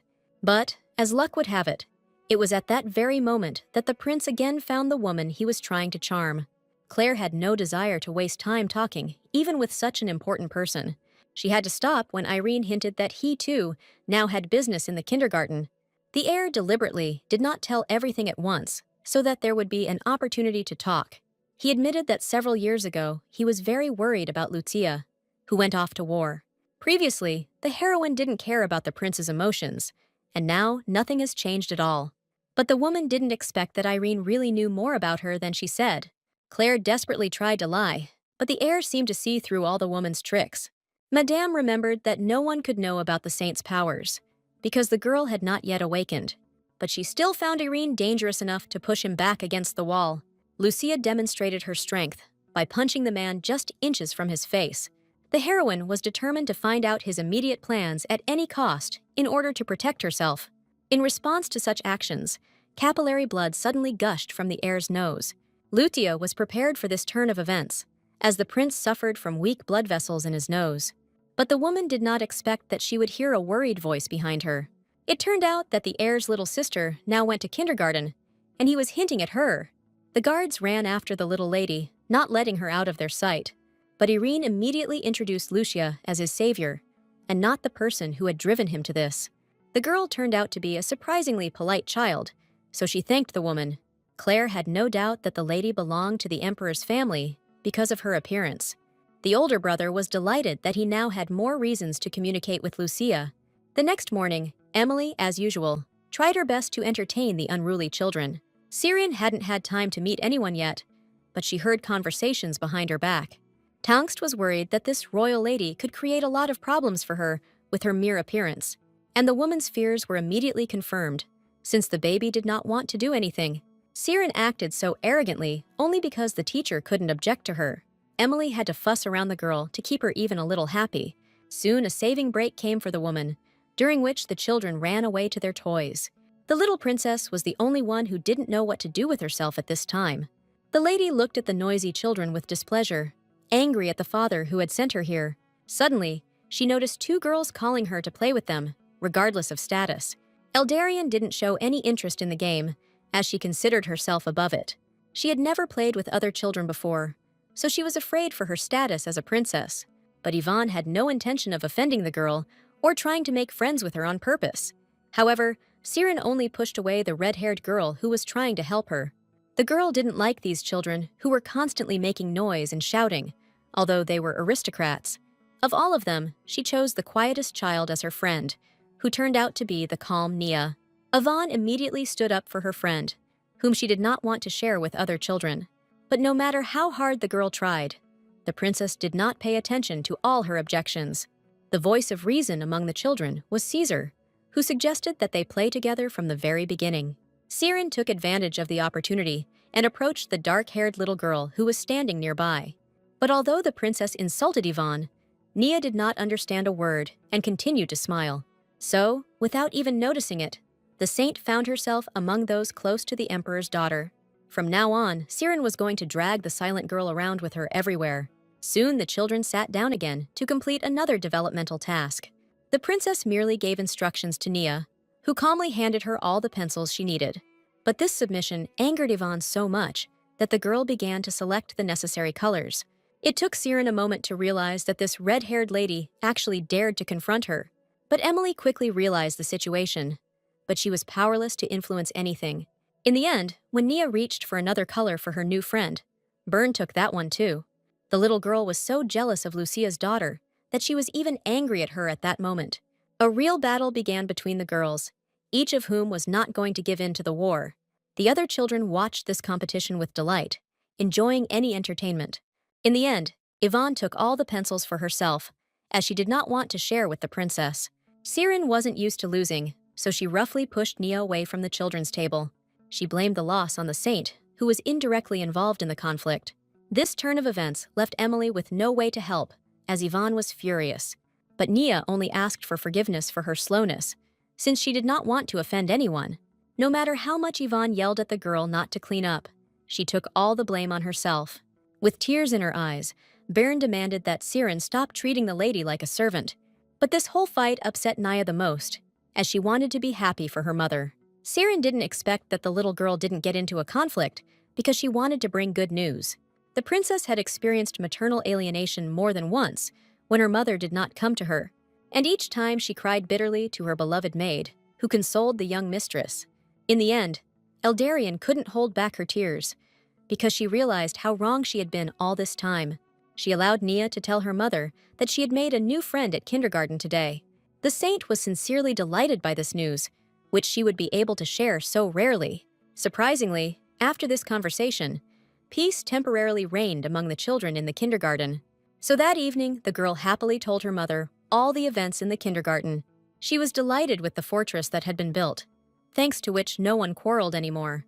Lucia remembered that she had indeed seen some kind of fortress in the middle of the children's room. Seeing the smiling lady, the heroine could not help but be touched by her joyful eyes. Before, it seemed impossible to Claire that the arrogant Cyrene would make friends with anyone. But the fact that the emperor's daughter turned out to be kinder pleased the sensible woman. Seeing her mother's thoughtfulness, Nia decided that she had not told a good enough story. The little girl in the story carefully avoided all the unpleasant moments that happened to her. And then it turned out that Lucia was going to leave her daughter at Yvonne's house for a while. The commander didn't notice how with each of her caring words, the little girl became sadder. The saint would have preferred to go with her mother, if that had been possible. As soon as Claire noticed that the lady had stopped smiling, she guessed what was the matter. The woman was even ready to give up her position, if only Nia would continue to smile. However, the little girl did not want such sacrifices for her mother, who already gave her so much. So she put a smile on her face and wished the woman a good and pleasant journey. That same night, Leon built the previously promised Stonehenge in advance so that everything would be ready. However, the man did not dare to leave the place in case Lucia arrived earlier. In fact, on this trip, Reuven's planned to confess his long-standing feelings to Kluwer. He still remembered his recent conversation with the prince about his relationship with Lucia. The heir accused Reuven's of hiding his intentions regarding the knight's commander. In response, the man told the prince that he liked Kluwer precisely as a woman. At that very moment, Lucia returned for her pen, and it was unclear whether she had heard anything. And now, Leon was tormented by the uncertainty of not knowing what Kluwer was thinking. Even the animals that, as usual, surrounded him did not console the knight at all. While Reuven's was deep in thought, the birds did not give up and surrendered to him, and the man himself remembered all the warm moments with Lucia, which he will always keep in his heart. Suddenly, at that moment, a woman appeared next to the dreaming commander. Leon instantly felt ashamed, because all this time he had been mentally discussing his friend. In this awkward state, the knights set out on their journey, as business was more important than emotions. They didn't talk at all along the way, as each was thinking about something of their own. Lucia remembered from a past life that all the inhabitants of this village had to be evacuated. This place will soon be burned to the ground to prevent the spread of monsters. Therefore, this whole journey now seemed to the heroine a waste of her precious time. However, it was too late to retreat, so for the sake of her daughter, Madame concentrated on the task. However, the hotel they were assigned in the order was only suitable for couples in love. Lucia was little embarrassed by this circumstance, because while working, she did not pay attention to anything. But even such a cold woman as Claire could not help but be embarrassed by the surrounding environment. They were immediately greeted by the hospitable Wren, who offered the couple a single room. His mother quickly reacted and scolded the child for behaving so indelicately towards the guests. In response, the boy gave an example that all their visitors, without exception, were traitors. Lucia and Leon watched this altercation in shock, which made them blush. In the end, the woman quickly dealt with Wren, who had shown so much rudeness to the customers. She herself offered the guests the best shared room with a beautiful view from the window. To this, Reuven's, with a red face, objected that they were not at all in such a relationship with the lady. But Claire herself didn't understand what was so special about them being in the same room temporarily. The woman had no intention of harming her partner, who was still afraid of something. It was only when Leon explained that they were on a mission that the attitude towards them changed a little. But even so, there was only one room, which again did not bother the heroine at all. Watching the beautiful woman from the side, the man did not find the courage to be near her. So he tried one last time to find another room, which was unsuccessful. Leon could not have imagined that random events would bring him and Lucia closer together so quickly. Meanwhile, the commander of the Dark Knights had already prepared for a short rest. No matter how embarrassed Reuven's was, the heroine did not listen to his vague speeches about living. The man said he could not afford to sleep next to the mother of a small child. This expression completely confused Lucia, who was not strong in the rules of conduct. Red as a lobster, Reuven seemed to the heroine to be a stranger person with each passing second. She took his words about her as a woman as an insult to her knightly dignity. But then the door was opened by General Halbert Wingham, who had heard the entire conversation perfectly well. At the sight of the commander-in-chief, both knights were shocked to the depths of their souls, because they did not know about him. It turned out that the old man had arrived in this problematic place in advance to meet his charges. With his sarcastic words, he only made the already red-faced Leon even more embarrassed. But all of Halbert's fun was interrupted by Lucia, who was not in the mood for jokes and laughter. Only after her remark did Wingham explain that they were using the building as a secret base. The reason the old man called the best knights was because he needed the core of the black corruption. Reuven's was quite experienced when it came to magic, but even he had never seen anything like this. Meanwhile, even such a tiny core could easily destroy many kilometers of land. Gelbert did not naively hope that they could master this material, but he hoped for Lucia's help in fighting the monsters to find something similar. The heroine was very interested in experiments with the core, because this way she could save Nia. Much as Wingham wanted to help, he was called to the palace on extremely urgent business. But before leaving, the old man asked Leon to go out to give Madame some instructions. Lucia winced slightly at this, because the general had a sharp tongue, and the first thing he started with was asking where the woman had picked up the dark-haired child. He had no doubt that the girl did not really belong to Lucia, but even to such a close person, Claire could not admit that she was harboring a real saint. Helbert didn't believe a single word from the woman, who was completely incapable of lying to anyone. But what frightened the heroine most was that the old man knew about the baby's sacred power. She was still worried that no one could be trusted with a matter that concerned the girl. This is because anyone could report her to the emperor for their own benefit. But then, the heroine received a strong slap on the back of the head from a wise and senior officer. The woman stared at Wingham in surprise as he asked her to stop lying to everyone. The general admitted that he was very worried about the condition of his ward, although he was too busy. He reminded that Madame could always consult him about anything if necessary. Before, Helbert thought he knew Lucia better than anyone, but now it was as if he was seeing her for the first time. The old man's head was filled with too many questions about the knight's recent actions, but he would like Lucia to trust her elder brother now, as much as she once did. Meanwhile, Leon was examining the bath bombs that Wren had slipped him. It was the first time the man had seen such a product for lovers, and its very appearance embarrassed him. He was so lost in his dreams that he didn't even notice how the innkeeper approached him from behind. The woman was convinced that this young man had fallen in love with his cold-blooded partner, so she whispered to him that in the nearby forest, there were stones created for love magic. All Leon had to do was write the name of his beloved on one of these stones. As they talked, Ruvens didn't realize that the crowd around him was gradually getting closer. Because of his handsome appearance, the man often became an object of attention for people. But this time, the commoners pressed especially hard, which almost caused Leon to panic. And at that very moment, Lucia appeared next to him and covered the knight's head with his hood. Only with the appearance of Cluer was the man able to come to his senses and collect his thoughts about what was happening. He couldn't resist and tenderly hugged the woman, who had no idea about his feelings for her. Even now, Lucia took this gesture as a friendly reassurance for the knight, as if the man could remember now the incident that happened when he was 17 years old. Every time he attended a banquet, he came under the close attention of the aristocrats. And Leon couldn't stand so many glances at himself, so he usually ran away in panic. That day was no exception for the boy who was simply looking for his parents in that place. He himself did not notice how someone asked him how many years he had not been able to talk to his relatives. Without thinking, Leon began to share his problems when he suddenly realized what was happening. Next to him stood a girl who said that she had never seen her father in her life. It was young Lucia, who had no idea at that moment what the future held for her. It was a revelation to the young man that someone could live completely without their parents nearby. Suddenly, he noticed that the lady's snow-white dress was splashed with bloody wine. He realized with horror that he had accidentally spilled it on the girl when he ran away in panic.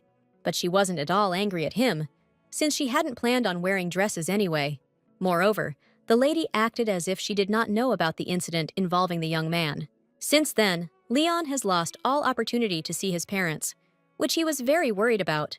That is why he came to ball after ball, to at least somehow meet his adults. Suddenly, a beautiful stranger offered the guy a glass with a mint leaf. She explained that this thing masks the terrible smell from the mouth of people around her. As soon as the future magician accepted this modest gift, much in his life changed. So for the first time in a long time, the guy laughed sincerely, without fear of being judged by anyone. Leon admitted to the girl that he had long needed someone who would treat him normally. And during all this time, Madame did not change a bit, since she was still worried about her partner. Ruvens never forgot everything that the commander had done to him, without her realizing it. The man was tormented by the question of whether there was still anything left of that girl in Cluer, but he would never in his life dare to talk about such a thing, so he simply smiled at her. At that moment, a man burst into the room, unable to find the two children anywhere. It turned out that one of them was the innkeeper's son, who had gone into the forest to collect stones. The knights could not ignore this trouble, although they had a slightly different task. It took Leon only a few seconds to decide to help the poor residents. He demonstrated his powers and explained that he could try to find the children in the forest. At this point, Leon's face changed so much due to concentration that he was unrecognizable. The man who had lost his children instantly calmed down at the sight of the knight's powerful magic. Meanwhile, Ruvens directed the cocoon of light along the trail of the missing boys in order to find them. The man had no doubt that Lucia would support his decision to go on a search, all because their path still lay through the forest in order to find the core of the black corruption. The partners remained silent the entire way, as each of them was too focused on the task. But then they came across a fork in the road that that Leon could not have foreseen in advance. Clure quickly realized that the best thing for them to do would be to split up for a while to search. Unlike Reuven's, the heroine moved through the forest, cutting through the withered branches with her sword. The heroine remembered that even monsters had a hard time living in this place due to constant hunger. But it was precisely for this reason that the creatures were the most cruel, because they really wanted to survive. However, for a sword master like Lucia, all these creatures posed no danger. Then the woman heard a clearly childish voice coming from somewhere nearby. She tried to scout out the situation first, before revealing her location. But Madame didn't expect that there would be so many people of the priestly races in the forest. Someone else was looking for the dark crystal, and they were people Lucia knew nothing about. She noticed that the man in white had begun to extract the magic from the stone she needed. The heroine understood that every second counted, so she didn't wait for Leon. Upon seeing the unknown enemy, the mages quickly erected a simple barrier to contain it. But Clure, with just one swing of her sword, destroyed this defense to the ground. The children found themselves right next to a woman who suddenly appeared from the forest with monsters. They were so scared that they couldn't say anything because they had experienced tremendous stress. The heroine shielded the children with her body so that no other magicians could touch them. The woman didn't know that the priest in white knew very well how strong she was. That's why he gave the order for everyone else to protect him from Clure to the last. The chief magician needed time to at least partially absorb the crystal's energy. The heroine watched this with horror, because such energy was deadly for a person. So the commander had no idea what kind of mage was capable of withstanding such power. But first, Lucia had to deal with the wizards who had built the barrier again. She cut through with ease until she heard a child scream behind her again. It turned out that one of the monsters had quietly grabbed a small child in the hopes of devouring him. Every instinct in Clure demanded that she rescue the baby from the creature's clutches. But the law of chivalry said that the mission should always be above human sacrifice. That is why the sword trembled in the hands of the heroine, who was in grave doubt. She was torn between the desire to save the baby and to fulfill her duty with dignity. As soon as the madam heard the boy calling for his mother, she cast aside all her prejudices. Ren was glad that everything turned out well with his little brother in the end, even though he couldn't protect him. The boy felt guilty that the knight had to waste time rescuing them. But Madame had no intention of blaming the child for making her mission more difficult. At that moment, Leon appeared nearby in time and began to provide support to Clure. As soon as Reuven's appeared, Lucia felt much more confident with her cover. She began to hit the barrier, and the mages inside it as it let the power through. But the heroine didn't expect that, very soon, she would have no one to continue the fight with. All the people inside the barrier suddenly turned to ashes, as if they had never been there. And in the place of the magician in the white cloak, there was nothing left but a reduced crystal. But Lucia was glad to have this piece of dark matter, which they could study further. Leon quickly surveyed the area and noticed that there were remnants of black magic in the air. It was an incredible art that the emperor had banned many years ago. But right now, the knights had to return the children to their parents, who were very worried. Many immediately thought that it was the handsome young man who was behind the children's rescue. But the boys themselves gratefully threw themselves into the arms of Lucia, who stood to the side. The innkeeper could not help but thank the woman who had helped her so much. Meanwhile, in the Baron family's house, their own small game events were taking place. Yvonne was upset with her friend because she had combed the doll's hair incorrectly. So now the red-haired girl was a little offended by the sad and unhappy little girl. The saint behaved this way because she missed her mother very much, because she had left her. And Yvonne's mother understood the lady's feelings perfectly, so she tried her best to console her. For some reason, Nia began to doubt that Lucia would really take her back. This deeply touched Julie, who was quite an emotional woman. Therefore, the madam began to console the little girl even more intensely, as she had become completely dejected. With this behavior, Nia finally showed how much worry was inside her. The saint still had not gotten rid of her anxiety, and therefore was afraid of being left completely alone. Then a cheerful Yvonne, who had recently had a brilliant idea, ran into the room. The girl brought with her some hair lotion, which she was going to use on the doll's hair. Julie didn't immediately notice that the smell of this product was suspiciously familiar to her. It turned out that Yvonne had stolen this thing from her mother without even asking any permission. Meanwhile, this lotion was the best and most expensive in the Empire, so Madame took care of it. The two knights' task was not yet completed, so they went into the forest. Lucia's only thought was to quickly complete this monster-clearing task. Therefore, she paid little attention to the thoughtful Leon, who silently followed her. The whole point was that the man received a love stone from Ren in gratitude for saving him. He even wrote Clure's name on it to make sure he would attract the woman's attention in the future. But the knight was not tired of anything other than carrying out the task next to the commander. With the help of magic, he quickly dispelled the remnants of the black energy that had settled in the forest. And then an incredibly beautiful view of nature, which had been hidden, opened up before Reuven's. Almost all of the dark matter was lost, as the knights took its core with them. And now, the pollen from the flowers spread beautifully among the trees, cleansing the contaminated area. Leon was glad that the general and the emperor found a way to at least somehow help this area. But for some reason, Claire didn't smile, even though there were so many beautiful things around in the forest. The heroine thought that if the holy trees were destroyed, she would not have to give up Nia, but she didn't yet know her enemies by sight, so she was in no hurry to take such actions. Leon watched from the side as Lucia became tense and wanted to confess his feelings to her, but he concluded that it was too early to burden a woman with a relationship. Due to his thoughtfulness, the man did not immediately notice the unpleasant sound coming from somewhere above. It turned out that one of the birds was infected, so it tried to attack the knights. But Lucy, with one wave of her hand, dealt with the unfortunate animal that could not be helped. Before dying, the crow suddenly burst into flames, which was abnormal for an infected creature. This led the knights to believe that there was something else they did not know about the matter. But at this point, the task was temporarily completed, so they had to return back. Reuven's was in no hurry to move away from the lake, as he had a worthwhile business with it.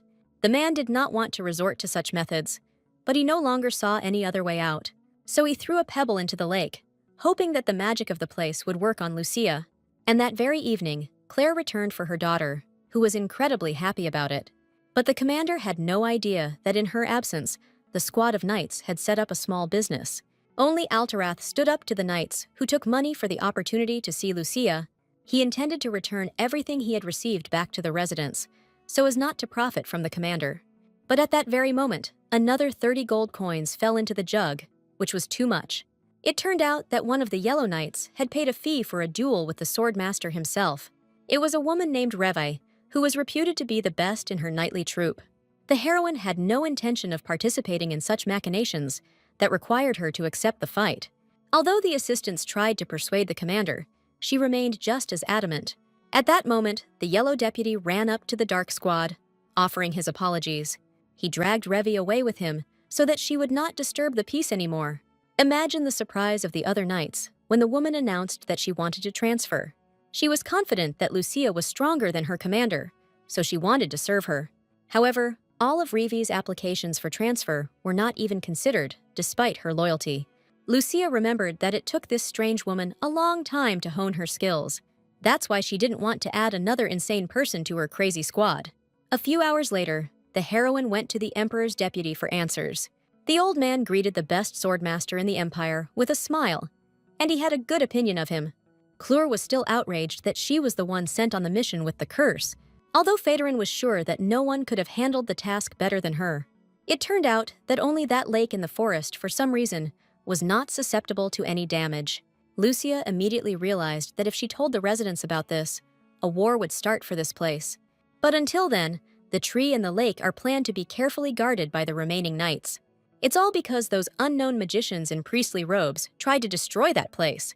The heroine immediately remembered that it was the inhabitants of poor villages who were the first to recover from the curse. But all this was a question of her past life, so the woman had many uncertainties. With a sly smile, the elder Reuven's recalled that this was the first time Lucia had been thanked. Claire still remembered with warmth the moment she made the right choice. All her past life, the knight had chosen the sword over the heart. But from that moment on, everything changed. And now, the heroine had something that she wanted with all her heart to protect from any misfortune. The old man's words did not leave the madam's head, even when she returned home to her daughter. She was grateful to Phaedron for the opportunity to understand herself a little.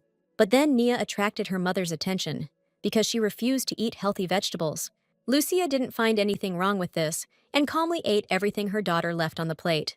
Then the little girl reminded that she hadn't done her homework, but this didn't surprise her mother either. And when the girl suddenly asked the woman for water and something sweet, she became even more delighted. Before, The lady never dared to demand anything other than what she had already been given. The only problem was that Nia couldn't understand why her mother didn't scold her for her actions. She remembered that in Yvonne's family, the girl was punished for bad behavior every day. So the little girl also wanted to hear scolding from her mother, in order to believe in her love. At that very moment, Mia appeared on the threshold of her friend's room with a brilliant idea. The girl joyfully threw herself into the arms of her older sister, whom she had loved since the orphanage. But even the girl couldn't understand why the little girl wanted to be scolded so much. To this, the lady admitted that Yvonne was constantly scolded and had never been kicked out of the house. Mia could understand this desire to prove parental love in all the children from the orphanage, so she was going to turn her friend into a real bad girl in a short period of time. Meanwhile, Lucia was reading a parenting book and had no idea about the children's plan. Soon the woman heard strange sounds coming from her daughter's room, where she was supposed to be sleeping. In a few seconds, the alarmed heroine reached the right place and opened the doors. But she couldn't even imagine that the girls would ruin the room so much in such a short time. Mia and Nia were eagerly awaiting punishment from strict Lucia to believe in her love. But unfortunately, Madame recently read that children should not be scolded, even if they have done something bad. She had no idea that her loyal behavior was only making things worse for the saint. The older one was not calmed down by this answer and began to destroy everything around her. The plates began to smash on the floor one after another, as Mia was ready to do anything for punishment, while Claire wondered in surprise if the girls really didn't like it here that much. In the end, it was Nia who broke down first, begging her little sister to stop her hysteria. Only after some time did the heroine realize what the children were really expecting from her. She gave the command to take the rider's stance, and the little one immediately understood what to do. But it came as a surprise to Mia that she, too, had to carry out this strange punishment. Claire had no intention of making any allowances for the girls, who were supposed to live in peace, not in conflict. Despite the strenuous physical exercise, Nia performed it with a joyful smile. Soon the girl fell asleep from extreme fatigue, but was glad that her mother loved her. The woman did not disturb the baby, although she could have eased her condition with a massage. At the moment, Nia was sleeping so sweetly and comfortably that no one would dare to wake her up. Then, Mia remembered about an important meeting, the leaflet for which she had taken with her. Claire had no idea that her daughter had such an amazing event on her schedule, so the help of the girl who looked after Nia in kindergarten was very helpful to her. It turned out that tomorrow, the Empress was organizing a gathering of all representatives of the girls' class. Leon knew about this event in advance, so he was fully prepared the next morning. He thought out his secret mission, with a gift for his beloved commander in detail. Thanks to his good preparation, the man immediately met Lucia, who appeared from the back door. But the heroine was in such a hurry to get to the meeting that she didn't even spare a couple of minutes for her friend. The woman's beautiful outfit suited her also, because she rarely wore anything like it. Just in case, Leon decided to keep an eye on Claire, who had completely captured his attention. Lucia tried to attract as few people to herself as possible, as she did not want to communicate. Reuven saw this perfectly well from the side, which is why he did not dare to approach the madame first. But then the commander of the White Knights was noticed by his acquaintance, who suddenly approached from behind. The man didn't want to admit that he had been following Nia's mother all this time. So, to divert attention, he gave Marianne a gift, just so that she wouldn't tell anyone anything. Reuven lied anxiously that he had long wanted to thank her for Caesar's trust in him, but in reality, all this was done to make the woman leave as quickly as possible. But in her joy, she began to chat cheerfully with such a pleasant and sensitive acquaintance. The commander was furious when he heard that the young princess went to the same kindergarten as Lucia's daughter. He had not known before that the prince had taken advantage of this opportunity to take the children together. Meanwhile, many people gathered at the Empress's private estate for a common event. The aristocrats behaved extremely friendly, as they wanted to make a good impression. The heroine responded with the same pleasant behavior, although she was confused in such company. She tried to actively pretend that she was interested in this kind of communication with people, but many still suspected a trick in the woman who came to the meeting for the first time. Meanwhile, the children were having a good time in each other's company on the kindergarten grounds. First, Siren corrected Nia's behavior, who was still confused about how to act correctly. Then Yvonne, who always took mistakes calmly, told the little girl what to do. Watching all this, Emily prayed that every day of theirs would be just as quiet. And the girls discussed with interest what their parents were eating at that moment during the meeting. Only the princess was sure that there was nothing interesting to eat there. Yvonne began to laugh at how quickly her anxious mother was gaining weight. Roy Whitney laughed the hardest at this, although he didn't mean anything bad. But Siren was hurt by this whole story, because not long ago the maid had limited her portions. That's why the girl flared up because of such a simple joke that accidentally touched her to the depths of her soul. The little girl tried to explain to her friend that many were sensitive about the topic of excess weight, but Yvonne only laughed louder at the idea of someone getting seriously fat. As a result, the entire kindergarten began to hear the shouts of children arguing and quarreling with each other. At this moment, the Empress's assistant informed everyone that the hall was ready for visiting. No one knew what to expect from a woman who, because of her beauty, became the emperor's wife. For some reason, the room to which the noble ladies were invited was completely devoid of light. But in the center, everything sparkled and shone from the oversaturation of music and beautiful spotlights. The aristocrats looked around in confusion, not understanding what was happening around them. Literally, a few seconds later, Empress Rubina descended gracefully from above towards them. She had incredible flexibility and dexterity, so she easily managed the descent, after which the woman joyfully announced that she had prepared such a beautiful banquet for everyone. However, the noble ladies considered such preparation to be a real vulgarity towards them. Lucia was in the center of the crowd, so she heard every poisonous word addressed to the ruler. Because Albert loved the lady too much, she never learned any manners, being a commoner. So it was not surprising that none of the aristocrats had any respect for her. But Rubina herself stubbornly pretended not to notice the sidelong glances and whispers directed at her. The woman did not come to the event empty-handed, as she had prepared gifts for everyone. But none of them were happy about such a surprise, which would have compromised many. Claire was one of the last to unpack the box, so she didn't yet know what all the screaming was about. It turned out that the Empress presented an unusual shirt as a gift. No lady would ever in her life allow herself to wear such the latest fashion, while Rubina considered it natural to please her husband with such a beautiful outfit. Even the aloof Lucia knew it was a poor choice of gift for a children's gathering.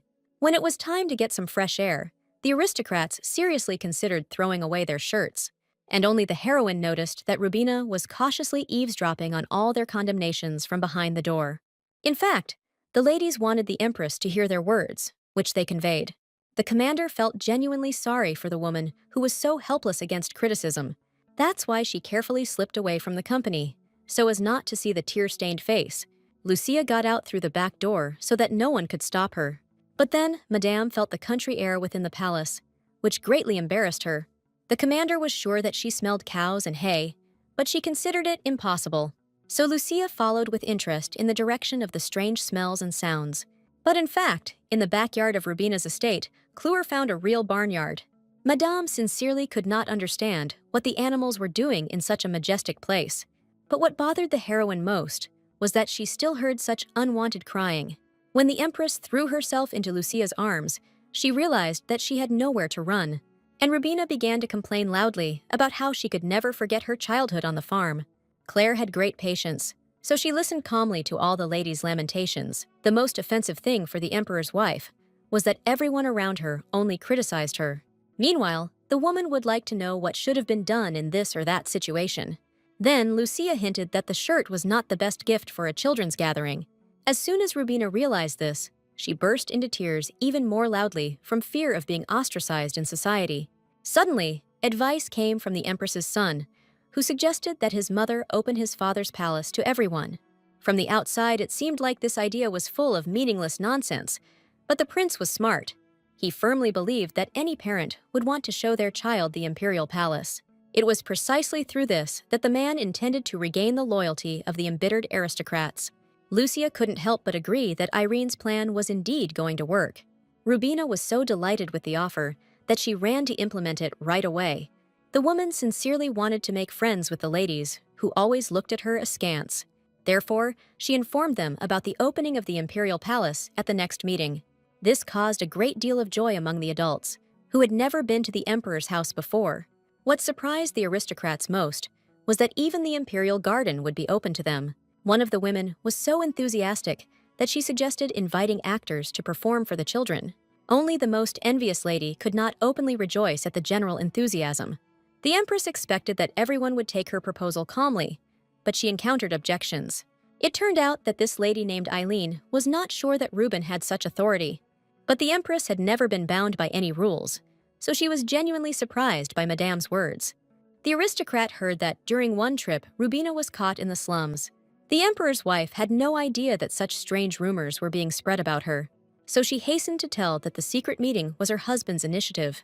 As a result, women were quickly dealt with by the Empress's story, which remained true. Meanwhile, passions were flaring up in the kindergarten, the screams from which could be heard outside. The children decided who each of them would play for, and each wanted a good role for themselves. Yvonne was going to become the princess of this empire because she believed that she was worthy. But then the girl heard laughter from the side, because one person took her words as a joke. She was a true daughter of the emperor, and no one could have played this role better.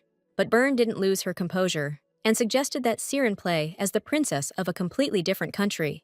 Since the red-haired lady convinced Eldarion that the lady was very beautiful, she agreed, while the knights silently shouted that the emperor's daughter should not have done this. But the children's game continued, and Yvonne, as the leader, distributed the remaining roles. Here Nia expressed her desire to play as the Dark Knight, which was her mother. The girl did not expect that even the boys did not want to take on such an unpleasant role. The children surrounded the little girl and began to tell her scary things about the squad of Black Knights. This quickly made Nia burst into tears, because she sincerely loved all of her mother's helpers. Only Caesar guessed that these knights were important to the lady, so he supported her. Siren also stood up for her friend, allowing her to introduce the great dark monster. Hearing the approval of her friends, the saint immediately wiped away the tears that had welled up in her eyes. Let's take a quick look at the events that were just now taking place in the emperor's office. Albert was glad that his son was winning the battle for the heart of the cold Lucia for now. He saw it in the enraged face of Phaedorin, who did not accept any defeats well.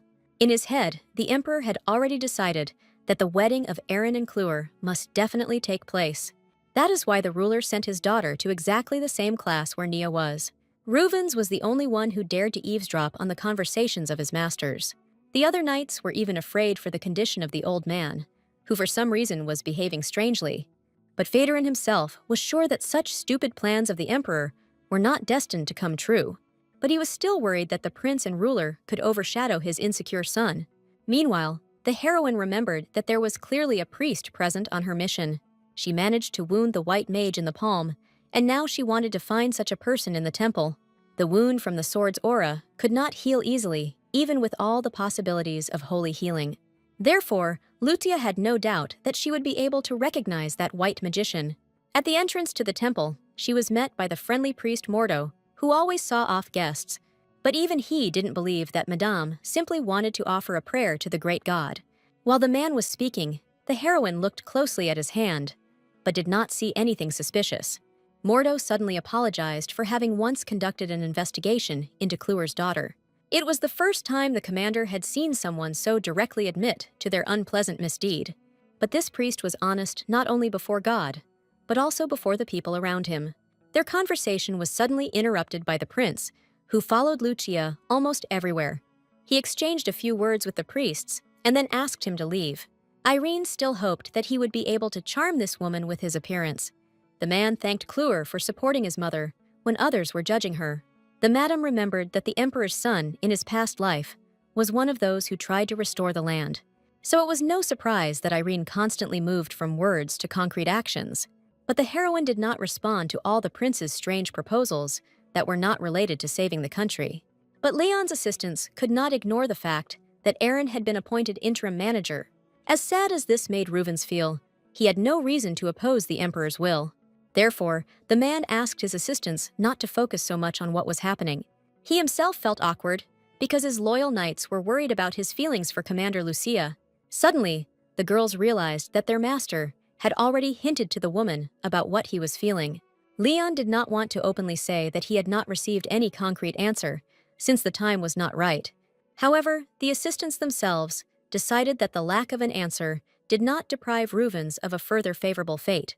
They recalled that there was a moment when a woman was the first to approach the commander, despite the people around her. It was because of them that the knight decided that Lucia desperately needed a husband, although she did not want to admit it to anyone. Moreover, one of the girls already had a great plan on how to attract Claire's attention. She happily shared it with the commander, not expecting such care from an ordinary knight. At this moment, the heroine and her daughter were strolling through the city streets in search of various delicacies. Most of all, Nia wanted to visit her friend's pastry shop, but the line there was incredibly huge. Lucia knew they could stand there all evening and still not get even one tasty cookie. The girl became noticeably sad because she couldn't wait to try the sweets. So the commander distracted the little girl with a walk, when suddenly she herself smelled the pleasant smell of cookies. They began working together to find an equally delicious sweet whose aroma was in the air. The little girl quickly found out which window this delicious and sweet smell of cookies was coming from. She had previously heard a lot from Yvonne about similar delicacies, which were also made in her family bakery. That's why Nia was able to easily list to her mother the names of her favorite sweets on the counter outside the window. Suddenly, the red-haired Byrne herself appeared outside the window, having for some reason been inside all this time. Lucia was a little wary of the unexpected appearance of the girl, who always brought with her a lot of fuss. And now she called her friends to follow her, not thinking at all that they might have other plans. Only on the way did Madame realize that they were heading to Yvonne's grandfather, who was the head of a pastry shop. It turned out that the girl had once again run away from her relative because she was bored. The old man had a businesslike character, so he immediately became interested in whom the lady had brought to him. The heroine quickly introduced herself and apologized for any inconvenience they had caused. But the pastry chef himself, named Finn Byrne, was only interested in the dark hair of the newcomer. While Lucia tried not to show that she knew the old man, he carefully studied her appearance. Nia didn't even dare to take a proper look at this stern adult her friend had brought her to. Grandfather immediately said that the guests could leave if this was their way of getting ahead of the queue outside. Claire didn't want to create a conflict with this important person, so she just said goodbye to him. In fact, Nia really wanted to try the sweets that were sold in the chef's pastry shop. Yvonne noticed this, so she ran up to her friend to whisper a little secret in her ear. The girl knew the old man well, so she advised the lady on how exactly to address him. The little girl quickly gained courage, because she had such good support in the form of her grandfather's granddaughter. So she asked him with a sweet expression to give her at least one tasty cookie. Finn instantly blushed to the tips of his ears at the sight of such an adorable child. The old man's only weakness was quiet and obedient children, so he was unable to resist. Yvonne took advantage of this constantly, although she could rarely be called a good daughter to her parents. Hearing all this, the heroine was once again surprised at why her daughter and this lady became friends. The famous chef's pastry shop amazed Nia to the depths of her soul as soon as she saw its interior from the inside. The old man, with a gentle smile, allowed the guest to choose any cookie that suited her taste. Yvonne immediately offered her friend several sweet options that she considered the most delicious. But the little girl froze in front of the main attraction of this room. She even stopped paying attention to the words of little Byrne, who tried for her. As soon as the lady suggested that Lucia didn't allow Nia sweets, Finn immediately became indignant about it. But in reality, it was all because the timid and impressionable saint was delighted. For a long time, she could not believe that she could really choose anything. The next morning, a special formation of knights was assembled in front of the heroine's estate. But the commander turned out to be busy at the wrong time, so the assistants spent most of the time idle. It was because Irene had been hovering around Lucia this morning, hoping for a warm conversation. He was delighted that he had managed to secure for himself a position so close to the commander of the Dark Knights. The heir was not embarrassed by the fact that he was interfering with the overall construction process with his conversations with Kluwer. The heroine could not feel joy at that moment, since few people respected her squad with its dark past. The woman's soul was drawn towards the kindergarten, where her beloved daughter was now. But the assistants did not give Madame the opportunity to see her, because it was impossible to reveal their identities. Although Madame understood that their arguments were logical, she already wanted to talk about herself. However, the knights did everything to ensure that none of the children understood what structure Nia's mother belonged to. That was why Vernon was so insistent that Lucia not ruin their disguise with her emotions. But in reality, the heroine could not find peace because of a situation that happened quite recently. Just yesterday, Nia couldn't sleep because she was worried about going to the Imperial Palace. Lucia had always been a light sleeper, so she woke up because of the girl's constant tossing and turning. Only after the question did the little girl admit to her worries, which she considered empty and useless.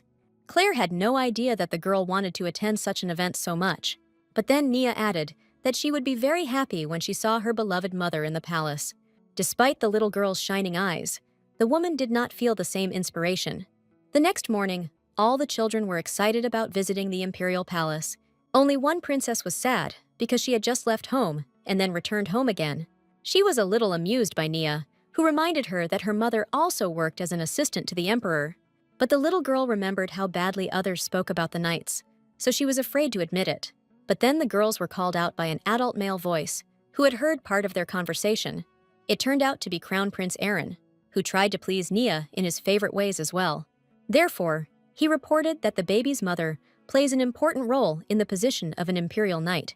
The saint was sincerely amazed that at least someone did not consider her mother's profession shameful and low.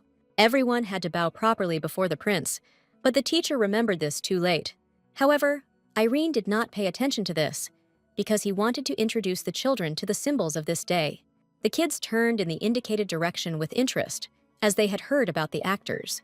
They turned out to be not very natural dolls in the form of a lion, an eagle, and an owl, life-size. But no one expected that children would suddenly be frightened by such scary and evil-looking animal figures. Eldarion had no backup plan in case the little ones couldn't accept the dolls. But then, a not very noticeable, but perceptible magical air began to blow on the actors, who did not understand anything. It turned out that it was Leon who took care of making it look like he was cleaning out these terrible monsters. The man winked at the children and assured them that now they had nothing at all to fear from the dolls. The last person Irene expected was this man, who was his direct rival in the fight for Lucia's love.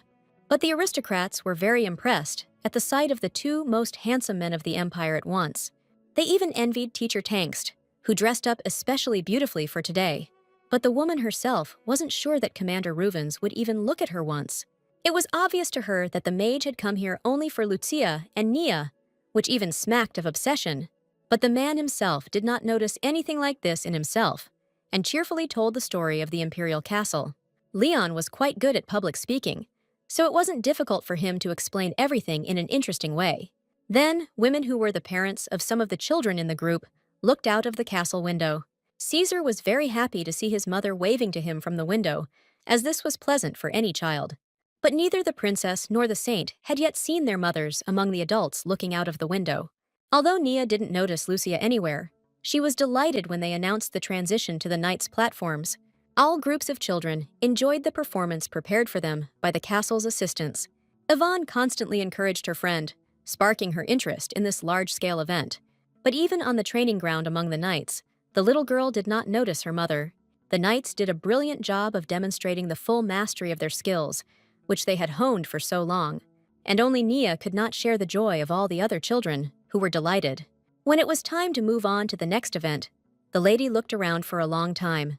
She seemed incredibly confused because she couldn't find the one person she needed anywhere. Vernon and Jillian happily showed their faces to her to support the girl with their presence. But even this could not please Nia, who thought sadly about where Lucia was now. The assistants thought that the commander was among them, as they noticed the aura from her sharp blade. It turned out that Kluwer's place had been taken by the capable Heath, who was able to fake her ability for a short time. The guy easily demonstrated once again this unusual skill, which he mastered. However, the question remained as to where Lucia had gone if she was not among the demonstration performances. The strangeness continued among the actors in costume, who noticed their comrade's strange behavior. The men felt uneasy when they sensed a powerful, murderous aura from the man in the eagle costume, but they attributed this to the fact that it was difficult for him to put on this uncomfortable suit on his own. Meanwhile, Leon brought all the children to a beautiful greenhouse, which was maintained by all the emperor's gardeners. Caesar, more than anyone else, admired the clean air in this place, which easily filled his lungs. Siren immediately noticed this and concluded that the boy really was the only normal child. This is because almost everyone else was using rare trees as their games. The only thing that worried the princess was that Nia, next to her, never smiled once during the entire event. The emperor's daughter tried to support the baby by saying that her mother was also too busy to appear. Suddenly, she heard a familiar, gentle voice that affectionately and demandingly called her name. It turned out that Empress Rubina still found time to visit her beloved daughter. The little girl couldn't believe it until the very end, since Madame didn't even come to her birthday. But the ruler was no longer going to ignore her daughter, who so missed her presence. Nia watched her friend's happiness with joy, and she herself had not hoped for such a development of events. Here the woman noticed a dark-haired girl, whose mother she had known personally recently.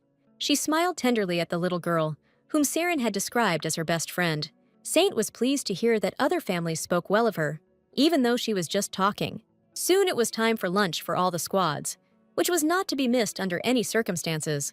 Yvonne was so eager to try more desserts that she left her friend to guard their place. But the lady would have quickly become sad without friends if she had not heard a familiar voice right in front of her. It turned out that Leon had noticed the little girl, who was sitting all alone in the clearing. Nia immediately assured the man that she would be okay when she finally saw her mother. Then, Reuven's very opportunely offered the girl a bracelet that lit up when Lucia was nearby. He admitted that he wanted to give it to her earlier, but he couldn't find a good time. The saint looked in surprise at the enchanted woman, the likes of which she had never seen in her life. When Nia finally refused the gift, it was Leon's turn to be surprised by something he didn't expect. But the little girl confidently stated that she didn't need the item, since her mother could find it anywhere anyway. Suddenly, the man heard other children calling out to him, thinking Leon was a real beauty. Caesar was truly proud to be related to Reuven's, albeit a rather distant one. The other boys expressed respect for the commander, whom each of them would like to emulate. Therefore, the man had to leave the girl alone so as not to attract unnecessary attention to her. The children managed the picnic perfectly well without the adults, who often dictated boring rules to them. And none of them suspected that Lucia, dressed as an eagle, was watching the kids from the side. She saw how much delicious food her daughter had, but she still felt like Nia was being deprived. Although the little girl was among her close friends, she, like everyone else, wanted to see her mother. Meanwhile, Yvonne was bragging about the desserts her grandfather had given her for this important event. When Siren heard that the girls had seen each other without her, she reacted extremely emotionally. The princess wanted to spend more time with her friends, but she couldn't afford it because of her responsibilities. As soon as Eldarion left briefly, offended, Yvonne heard a caustic voice from the side. It turned out that she had been approached by an older lady named Fiona, who considered herself better than everyone else.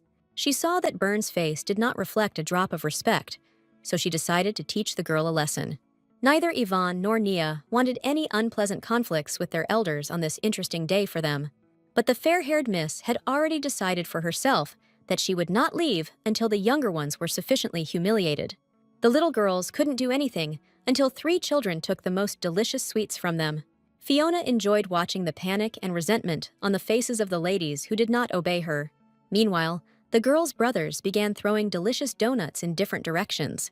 Nia was so upset by what was happening that she was ready to burst into tears at any moment. As soon as the little girl cried out for help, an eagle appeared out of nowhere and deftly caught all the cakes. The children were delighted with this little performance, although it was not at all originally planned. But in the end, Claire, in a bird costume, was able to safely return all the scattered treats to her daughter. However, the woman could not simply allow the older children to get away with it in such a situation. So she picked up one of the impudent children in her arms, which the boy was not at all happy about. He became even more frightened when he realized that the eagle's giant mouth was getting closer to him. Despite all the objections, Claire pretended to try to eat the boy whole. The girls watched in surprise at the brave monster, who, for some reason, was protecting them. But the animal's lack of rights did not last long, as soon the knights came to the rescue. They quickly freed the poor boy, who was so terrified he could barely say anything. The assistants promised to give the eagle a preventative talk so that no one would be afraid of him. After this, no one dared to approach Fiona's brother, who could not hold back his tears from fear. Soon all the children's attention was drawn to a theatrical performance in the center of the imperial palace. According to a pre-planned plot, the actors were supposed to tell the history of the empire. The children were delighted with the theater, as their parents rarely took them to such events. The knights were also sitting in the hall and were eagerly waiting for their squad to be introduced. Even the all-knowing Vernon didn't expect that the Dark Knights would be called almost traitors in history. According to the production, the Dark Knights were going to kill all the people who were captives. They did not listen to objections from their comrades, continuing to pursue their cruel line. As a result, even the most devoted children began to doubt whether it was worth loving such heroes. Byrne could not tolerate such obvious mockery towards his noble detachment, while the representatives of the other orders silently mocked their allies. Altharath wished well for the Dark Knights, although they were indeed created from bandits in the past. But when the man tried to contact the commander, he discovered that she was not there. The whole point was that Lucia once again used the cover of the eagle's clothing. The woman felt furious at the way her heroic squad was portrayed in history. Luckily for the heroine, she heard that one of the actors had just been injured during the performance. Madame immediately guessed that in front of her was the man playing her role in this play. So Lucia didn't hesitate and offered to replace the woman who couldn't walk. At first, the actress refused, since it was unlikely that an outsider could handle her role. However, Clure wasn't about to give up so quickly, so she removed the eagle mask from her head. Since she was a real black monster with dark hair, she was perfect. The woman had no idea that Leon had found out about her little prank with the performance. The man watched the commander out of curiosity and even joined the light man. Ruvens wanted to know why Lucia had acted so recklessly at an important event. Thanks to his eloquence, the magician managed to take the best place for an observation post. From above, Leon could clearly see every action of Clure, which made him uneasy. Meanwhile, Reuven's opponent could hardly contain the happiness that was bursting out of him from within. At the end of the concert, he came up with the idea of giving Lucia dolls with him and a lovely lady. The children were so absorbed in the performance that they hardly noticed anything around them. So only a few of them guessed that the character of the Dark Knight had been changed. Lucia immediately took action and first knocked out the actor next to her, so the Scarlet Knight fell to the ground. Although this was not planned in the original version, the children watched in horror as the Dark Knight gradually gained the upper hand over everyone. Despite her excellent knightly skills, the heroine was a very poor theater actor. Therefore, even the slow-witted Byrne immediately recognized the commander in the image of herself on stage. The other actors stared in panic at the woman who was changing the plot of the play on the fly. Irene couldn't have imagined that Lucia would suddenly surprise him so much. Although Leon was the one who was watching Clure the most, he too couldn't understand her motives at the moment. The only person who was happy to see Madame was Nia. She immediately recognized her mother in the image of the new actor, although she did not understand what was happening. Meanwhile, Lucia called on all the knights to fight together to ensure victory in the war. At the sight of the magic emanating from the sword, the children instantly forgot all their past fears. Ultimately, thanks to Clure's efforts, the Dark Knight also earned his reward at the end of the play. Aaron took advantage of this opportunity and nevertheless presented his gift to the commander. But then one of the actors, who had previously been unconscious, started throwing a tantrum about this. Lucia couldn't let him reveal all his cards to the audience, so she knocked the man out again. Byrne was the first to notice that this had caused the special mask to accidentally fall off Clure's face. Before the heroine could even say a word, the egg in her hands began to shine dazzlingly. While it was distracting the others, the woman managed to pull on her mask. She guessed that Leon was behind all this, and he had no idea about the gift inside the egg. But at the moment, the heroine was only concerned with the feelings of Naya, who looked at her with admiration. So the madam gave her daughter the burnt egg, as she was sure that it would make her happy. Lucia turned out to be absolutely right, since this gesture of attention was very important to the little girl. That's why she smiled happily for the first time during the entire event, because her mother was nearby. Right now, Claire couldn't stay near the girl, so she said goodbye for a while. Then she noticed that beautiful petals with magical energy were falling on her from somewhere above. Leon didn't expect the commander to figure out his little help to her so quickly. The man had no excuses for what he was doing in the actors' area. But even the prince did not care about his rival, as he was worried about the burnt dolls. Soon all the children went to the last element of the event, which was the ball. Actors in animal costumes were still present at the festival, although they no longer entertained anyone. They were glad to see their friend in the eagle costume, who had rejoined them too late. However, Leon, who wanted to take this role, did not allow his best friends to dance together. The man was sure that Lucia was still wearing a cover-up suit, which is why he was eager to dance. But then Eldarion approached Ruvens, and this time he was not going to lose. While the man in the eagle costume awkwardly watched the rivals, they continued to quarrel. Both Leon and Aaron fought with each other for the right to dance with the commander of the Dark Knights. None of them suspected that in fact there was a real actor in the costume. At that moment, the heroine herself had already gotten rid of the annoying eagle and was waiting for her daughter on the street. She thought with pleasure that she would like to repeat such a wonderful day again. That same evening, a secret meeting of priests was held in one of the secret halls of the church, and none of them were surprised when the Empress herself soon appeared on the threshold of the room. This is because she had been working for a long time with the High Priest Ahilun, whose hand was damaged. Rubina dropped her usual mask of awkwardness because she was among serious people. This time the priest pleased his ally by wearing gloves, so there were no problems. The Empress was increasingly delighted with the keen mind of the priest she had chosen as a friend. Despite serving God, the man always set his priorities in favor of the lady. However, this time she demanded that he find and bring back the precious leaf of Artyom. The ruler's wife, with a sly smile, said that soon many would be hunting for him. Akalun could not resist even such incredibly difficult demands for him. It still remained a mystery to the priest, who Rubina herself had been working for all this time. But what worried him most was that he had accidentally been caught by Lucia on her last mission. The man could only pray that this meeting would not bring problems in the future. During his morning training, Vernon was not himself because an idea came to him. He tried to persuade Jillian to prove to everyone around them that they were not bad people at all. But Heath and Burl did not share such active actions without the official consent of the commander. All these people completely forgot to ask the opinion of the other knights and preferred not to interfere. Suddenly, Altharat's expression changed as he remembered how Lucia had changed the script for the play yesterday. That was what Vernon had been trying to say all along, because Claire had presented them in a good light. And now, Burl was eager to continue the important work started by their commander. Everyone around was delighted that even the deputy approved of this strange idea. The knights were so engrossed that they didn't notice Lucia, who happened to be passing by. But the heroine became interested in what her knights had decided to do this time. Therefore, she carefully followed them, since she still managed to take her daughter to kindergarten.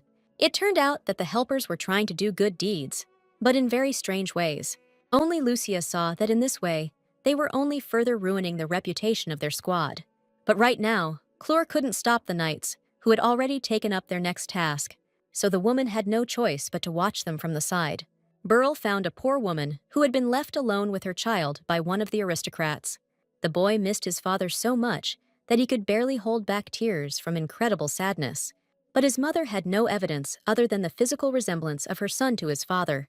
However, the knights still took on this task, which many would have thought hopeless.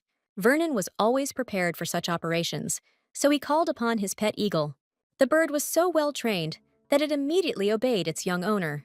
With a few gestures, the man explained to the eagle exactly what kind of person to look for. Jillian hoped that she would be able to use her fists for their intended purpose, but then she noticed the boy's tearful look, which wanted a completely different outcome. The little boy sadly explained that he wanted to meet his dad at least once in his life. Meanwhile, Emily went on a date with a rich man for the first time in a long time, but she didn't suspect that this ducal Chester was the very father of the child. The woman hoped that with the help of this man, she would finally end her teaching career. That's why she gave him many compliments, which made the aristocrat blossom before our eyes. But in reality, Tanks didn't have a single drop of respect for Chester, because she only wanted money. Suddenly, the teacher heard a surprisingly familiar voice, which, in her opinion, was impossible. However, it was true that Lucia's deputy was nearby, along with some child. Moreover, Knight Clure grabbed Chester and began to demand an explanation as to why he did not raise his son.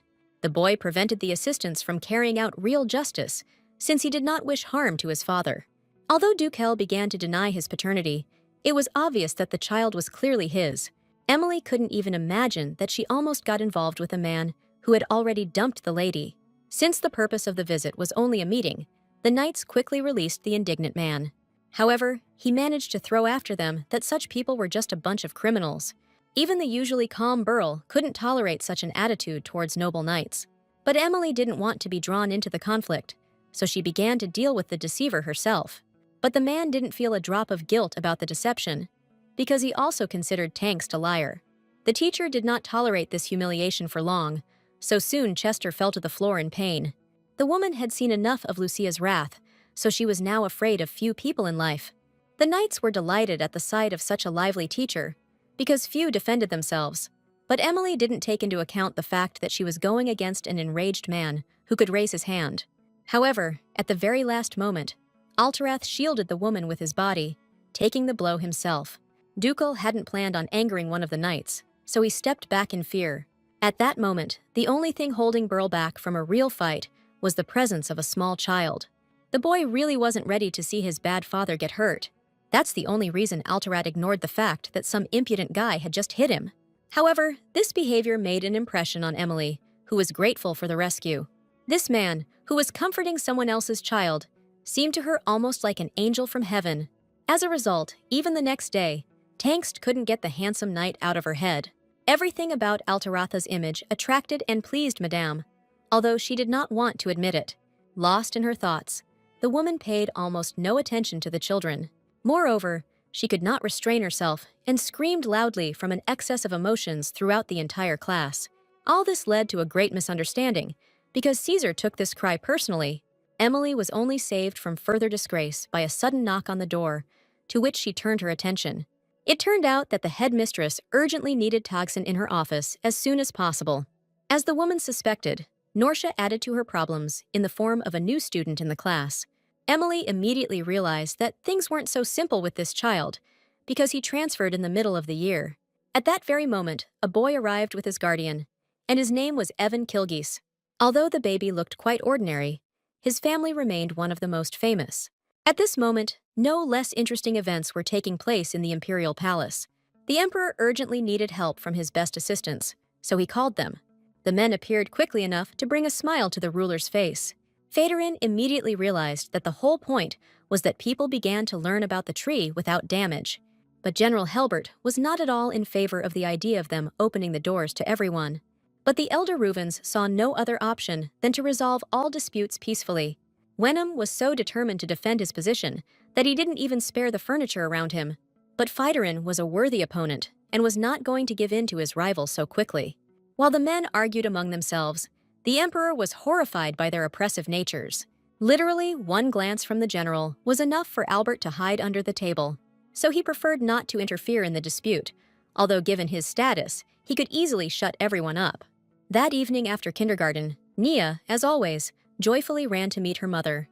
Lucia did everything possible to not be late this time and see a smile on her daughter's face. But not a day passed in the heroine's life without her encountering new adventures. And this time, Roy Whitney added to the woman's fun, being impressed by her skills. It was no secret to the boy that Kluwer was the commander of the Dark Knights. But Lucia had never been asked to show off her skills before. At that very moment, a woman who had managed to lose her son came running for him. She cheerfully introduced herself to Lucia as Susie, as she respected the dark-haired madam. The heroine herself did not notice how this lady cleverly forced herself into her company for some time. Roy's mother was in the mood for a chat and started discussing the latest news about Chester. The aristocrat heard ducal claim that he had been beaten by the Order of the Dark Knights themselves. The heroine was not delighted by such details, which painted her in a bad light. She wouldn't be surprised at all to hear that she was being called to a meeting about this. But suddenly, Susie reported that the aristocrat turned out to be an impudent scoundrel. It was good news for the commander that the people did not give up her knights during identification. This meant that there could very well be a good future for her daughter by her side. In fact, Lucia had long desired such changes, but could not achieve them. And Madame knew all this only because her relative witnessed this situation. When the woman came home with her daughter in the evening, she immediately suspected something was wrong. The door handle was not at all in the position in which Lucia had left it in the morning. So Madame called Nia into her arms and asked her to close her eyes for a while. When the little girl obeyed, Kluwer herself prepared to fight the unknown enemy. In just a few seconds, she filled her blade with powerful energy, capable of cutting through everything. It was clear from the heroine's eyes that she had no intention of letting anyone hurt her daughter. Therefore, as soon as the unknown person attacked her, the woman easily repelled his blow. Lucia's gaze showed a murderous desire to quickly deal with the enemy. But when this man took off his cloak, the heroine was very surprised. All because the eternally busy General Wenham himself came to visit her unexpectedly. What came as a surprise to Nia was that this grandfather, for some reason, called himself her godfather. In a couple of minutes, Lucia was able to prepare the hall for this unexpected meeting with the old man. The girl beamed with genuine joy at the sight of another possible relative. But the general did not share her feelings, since he did not communicate with children very much. Soon the lady remembered the rules of decency, so she cheerfully introduced herself to the adult. Nia was glad that she had the opportunity to talk to such an important grandfather. So the little girl innocently told him about all her successes in personal hygiene. Wenham praised the girl hesitantly, as he did not understand what she wanted from him. And then Nia answered this question, clarifying how she should address her new acquaintance. But at that moment, Lucia returned to the room, as she had managed to make tea. The general was delighted by the appearance of a woman, next to whom everything was much simpler. He never thought he would live to see the day when Claire herself would pour him tea. But the taste of this drink turned out to be so terrible that the old man could not take even a sip, while the heroine sincerely tried to make the tea as tasty as possible for her friend. Realizing this, Helbert immediately corrected himself and praised the drink offered to him. The general did not dare refuse the lady, although in fact he had hardly ever eaten sweets in his life. However, he thanked Lucia's daughter for her generosity, which turned out to be a fatal mistake for him, all because the little girl immediately presented the old man with all sorts of goodies from home. The lady did all this in order to get permission from the adult to call him grandfather. Neither Lucia nor Helbert expected that this moment would be so important for the girl. Claire rightly judged that such a nickname for the general was not far from the truth. So from that day on, Nia had a real grandfather, who quickly fell in love with her. The girl was the one who benefited the most from this, as she only became more cheerful. Lucia was only happy because the smile never left her daughter's face that evening. But not everything was so serene in the general's life, because at the meeting in the morning, they began to attack him. The old man courageously answered any questions regarding the general gathering of the various empires nearby. Only Claire was not present at this meeting, as she was taking her daughter to kindergarten, so Wenham had no intention of prolonging the already tedious discussion. Therefore, the representative of the Yellow Knights was left without many answers to his questions. However, this was not the end of things for Helbert, as Leon had business with him. In his excitement, Rubens did not immediately catch up with such a respected man who was always busy. The whole point was that the magician considered it wrong to discuss such things without Lucia. Leon came to the meeting specifically to support the woman. Wenham took advantage of the situation and asked the man to personally convey the information to Cluer. He knew perfectly well that Rubens would never be able to refuse, because this was an opportunity for conversation. And indeed, as soon as the magician received the documents, he was blown away as if by the wind. The behavior of the commander of the White Knights reminded the old man of his youth and energy. Meanwhile, the heroine was horrified by how much paperwork she had accumulated. But Lucia couldn't get the thought out of her head about what to do with the tree without damaging it. Too many options completely confused the reserved commander, so she needed at least a little time alone. But she heard footsteps. Claire assumed that one of her assistants had arrived, even though she had clearly told them not to come in. But it turned out that Leon, visiting an acquaintance, had awkwardly sat down in the guest chair. The woman had no idea why Rubens had suddenly visited her, but Lucia took advantage of the situation to thank the man for his recent help. She pointed out to Leon the petals he had summoned with his magic, and the mage felt pleased by this. But Claire couldn't get the words out that this was her attempt at gratitude. Rubens waited impatiently to hear what this beautiful woman was going to tell him. But the heroine suddenly changed the conversation to why the man was next to her at all. Having learned that all this was for the sake of papers, Madame said that there was no need to worry so much. In fact, Leon wanted to use this excuse to confess his feelings, and a man could never have found a better time in his life than now. Therefore, he began by saying that he wanted to continue to help the commander of the Dark Knights in everything. Lucia seemed like the kind of person who could listen to and understand almost anything. But at the most inopportune time, a princess from another empire burst into Cluer's office. It was Lilith Farandel, who had been hanging around the handsome Leon since childhood. The man was not at all as happy about the meeting as the girl who suddenly appeared. The princess adored Rufus more than anyone else in the world, but she never admitted this fact to anyone. The magician was used to treating women delicately, regardless of their behavior towards him, so he was able to calmly find out that he was assigned to Lilith as an escort. Lucia's assistants secretly observed their conversation and were disappointed by this turn of events. Meanwhile, at kindergarten, Emily struggled to come up with another activity for the children, but Siren was gloomier than a cloud, despite the fact that she usually took an interest in games. Yvonne immediately guessed that the princess was offended because she was given someone else's role in the last game. And later, in a theatrical performance, this same character looked like a real monster. This is precisely why the Emperor's daughter's pride was so deeply hurt. During the conversation, Siren suddenly admitted that she was very angry with the adults. But it was a new boy who found out about this, who didn't even have time to officially introduce himself to anyone. He was forbidden to appear in public so early, but the little boy got his grandfather's permission. In response, Siren looked disdainfully at Yvonne and said that the child had not had an easy time. The daughter of the Bairn family was having a hard time coping with a quarrel with a friend, which she had indirectly initiated. But the red-haired girl was not going to make peace first, as she was afraid of facing alienation. She felt guilty that the princess was subsequently punished. Finally, the time came for the important announcement that Emily had prepared for all the children. It turned out that under the huge blanket there were cute rabbits, which attracted everyone. Siren also happily ran towards the bunnies to pet them personally. But on the way, she accidentally ran into Yvonne, which again made her remember the quarrel. The red-haired girl was so confused that she didn't even have time to ask for forgiveness. But Eldarion didn't even listen to anything and arrogantly walked past her former friend. This made Byrne even more embarrassed that she couldn't express her emotions. Meanwhile, Tangst announced that all the kids would be taking care of the bunnies for the rest of the episode. Roy immediately stated that he himself did not like to eat carrots, which he would have to try together with the animal. Evan came to his aid, advising the boy not to listen to the smell of food. He said that his sister hates vegetables, and this is the only way she can eat them. Emily happily announced that everyone could follow Kilgus's advice for the first time. A little later, the rabbits were carefully placed in special cages for their maintenance.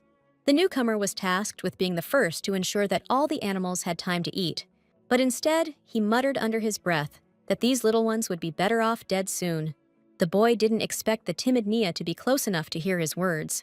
The girl whispered in panic that she had only brought the remains of carrots for the animals. In response, Evan simply smiled at the little girl and walked past, as if she was unworthy of conversation. Nia couldn't see the boy's expression, but she guessed it wasn't good. This whole situation scared the saint to death, but she would hardly dare tell anyone. That same evening, the assistants called Lucia to them to complain about Leon. All this time, he devoted his attention to the foreign princess, who was crazy about him. The heroine didn't quite understand why this situation should irritate her. Even when the woman tried hard, she felt nothing but indifference within herself. So she calmly turned around and walked away, leaving Ruvens to sort things out on his own. The knights looked at the unconscious commander with bewildered eyes, as they could do nothing to help. In fact, they were worried about the fact that they had managed to place their bets on Leon in their relationship. So Vernon decided for the first time to help the stupid Ruvens win Lucia's heart. Meanwhile, the magician tried his best to be cold with the clingy and cheerful princess. But, as before, he had no other choice, and Leon was forced to continue accompanying Lilith. Salvation for the man came unexpectedly in the form of Kluwer's assistants, who wanted to free him. Farandel did not immediately understand that these people from the squad of Dark Knights were planning something bad towards her. Therefore, the girl didn't even have time to squeak before she was already being dragged away by the arms for a conversation. Leon watched what was happening with surprise, since this was only a joy to him. But Ruvens was even more delighted when Vernon offered him to go on the mission with Lucia instead of him. The knight had prepared all the information about the task in advance so that the magician could complete it brilliantly. Confused and unable to understand anything, Leon couldn't even properly thank the guy. That evening, Claire, as per the assignment, went to the market, where she was supposed to meet with the assistant.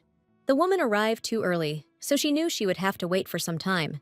To better blend in with the crowd, the lady pretended to be interested in the goods from the nearest counter. But this was a mistake, because the pretty old woman immediately began to offer the heroine many things. Suddenly, Madame heard a familiar voice from the side, which did not belong to any of her assistants. She looked at Leon in surprise, as for some reason, he looked completely different from his usual self. Lucia expected to see anyone but Ruvens willing to help her with this mission. But not everything was so simple, because the heroine also had to change clothes in order to blend in with the crowd. The woman had done something similar many times, so she was used to it and felt comfortable. But Ruvens constantly blushed from the realization that they looked like a couple when they walked next to each other. But Lucia quickly shattered all of the man's dreams when she asked him to pretend to be her brother. Leon noticed that the Dark Knight commander looked angry, so he didn't argue with her. He was tired from entertaining the princess, so this walk was like a breath of fresh air for him. The man confessed to the commander how difficult it was for him to communicate with Farandel. Lucia understood his feelings perfectly, since she had not been able to cope with the crown prince before. That's why the woman suggested that sometimes she take Leon for walks like this to make him feel better. Reuven's never thought that the cold cluer would make the first move in bringing them closer. The magician was over the moon that the woman was not against his company. So he admitted that he sometimes tries to choose a gift for Nia, but he doesn't know what she likes.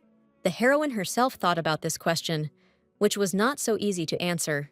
She took good care of the baby, so the girl had plenty of food and clothes. Lutia even devoted a fair amount of time to her, enjoying the lady's smile. Only now did Claire remember how Nia had whispered that she loved her the most. Reuven's waited impatiently for the answer to his question, as he wanted to charm the sweet girl. But he didn't expect the commander to use himself as an example. The man did not answer, although he himself thought that he also loved this woman. Undercover, they continued to stroll between the city's stalls, looking around carefully. Reuven suddenly noticed a brooch in the shape of a cat, which reminded him of the beautiful Lucia. In response, Cluer found a white kitten and compared it to the mage, since the resemblance was obvious. Leon was embarrassed by how much their conversation resembled a regular date with each other. But they didn't have time to buy the goods, as one of the bandits kicked the shop. He shouted loudly to the whole area that the saleswoman had not paid him for his trade. The heroine was at a loss at the sight of such complexity, because they were not allowed to give themselves away. But Leon immediately became angry, because this man had ruined his meeting with the commander. So, with the help of magic, the man easily threw the bandit away from the counters. People around began to joyfully whisper that such a powerful magician had come to their aid. Claire had no idea that Reuven's liked the brooch so much that he would defend it. In the evening, when the task was completed, the man apologized for the noise he had made. He knew he had put their secret mission at risk, but Lucia wasn't angry at all. Leon was surprised when the woman herself gave him the brooches he had recently seen. Moreover, the madam pinned a dark version to her clothes as a token of gratitude for the help. The heroine had no idea how important her actions were for the light wizard. But Leon stood there for some time, all red, in the middle of the shopping street. The next morning, right under the windows of the palace, training of knights from other detachments took place. Having nothing better to do, Irene watched them, but did not see Lucia's silhouette anywhere. The man understood that even with such efforts, none of them would be able to surpass Cluer. But he was much more interested in why the foreign princess had come to the Empire. Lilith insisted that she simply wanted to befriend Leon and asked for his blessing to do so. But the prince didn't believe a word of the cunning girl, who had already come several times. He immediately warned her that he would not allow Commander Lucia to be hurt in this way. As a result, Farandel was left confused in the middle of the empty corridor, hating Cluer more and more. At that moment in kindergarten, Norsha could not make a very important decision for herself. She sincerely did not understand why Count Kilgus had given her such favorable conditions. The man demanded that she give his teacher a place for the princess's class, but this man was too dangerous for the headmistress to do such a thing, so the old woman consulted with the only person who understood politics. The heroine also reacted skeptically to the count's proposal, despite its obvious benefits. Kilgus often made long-term plans, so few people dared to mess with him. Despite her past life experience, even Lucia couldn't guess what he needed. As expected, Norsha ultimately chose the best option, granting a seat on the council. Claire herself couldn't have come up with a better replacement, but she still decided to remain on guard. Before leaving, the old woman unexpectedly drew the woman's attention to her handsome son. She admitted that even as a child, he was a caring boy, although he suffered from an allergy to cats. So Reuven's hoped that Lucia would not miss her chance, although Madame did not understand anything. Meanwhile, Leon again had to accompany a foreign princess he didn't like. Lilith keenly felt the man's alienation, although she could not find any reason for it. The girl's only guess was that Reuven's was the father of Lucia's child. At that moment, out of excitement, the man accidentally dropped his cup of tea, which shattered into pieces. Both acquaintances jumped up in fright, since this had never happened to any of them before. But Leon proudly refused to accept help from the princess, although she wished the best for him. Instead, the man wiped away the remains of the tea and shards with his handkerchief. For Farandel, the realization that this man was avoiding her so much was terrible and painful. She hastened to leave the unpleasant magician for today, but a cunning plan was born in her head. The girl decided to obtain Lucia's blood to test Leon's true paternity. Meanwhile, Claire was carrying out the last of the patrol tasks that fell to her lot. The woman tried to blend in with the crowd and distract herself from thoughts about the strange Count Kilgus. The only thing that helped her with this was the appearance of Reuven's, who was a little late due to his own affairs. Together, they began to go around to the citizens of the empire, who praised the activities of the Dark Knights. The heroine had no idea that her assistants had carried out the advertising campaign so well. As usual, many people were delighted with Leon's appearance, turning all their attention to him. Lucia was not very happy that the man was attracting a lot of people here too. She would prefer to remain in the shadows for the sake of a safe and speedy completion of the tour. The last call was unresolved and involved a woman complaining of harassment from a man. The knights listened calmly as she told them about this man's advances. And in these descriptions, Leon unexpectedly recognized himself, because this is exactly how he treated Lucia. So he felt uneasy at the thought that the commander could feel hatred towards him. While the commoner was speaking, that same unwanted suitor came to her, and the commanders quickly dealt with the violator of personal boundaries due to intense love.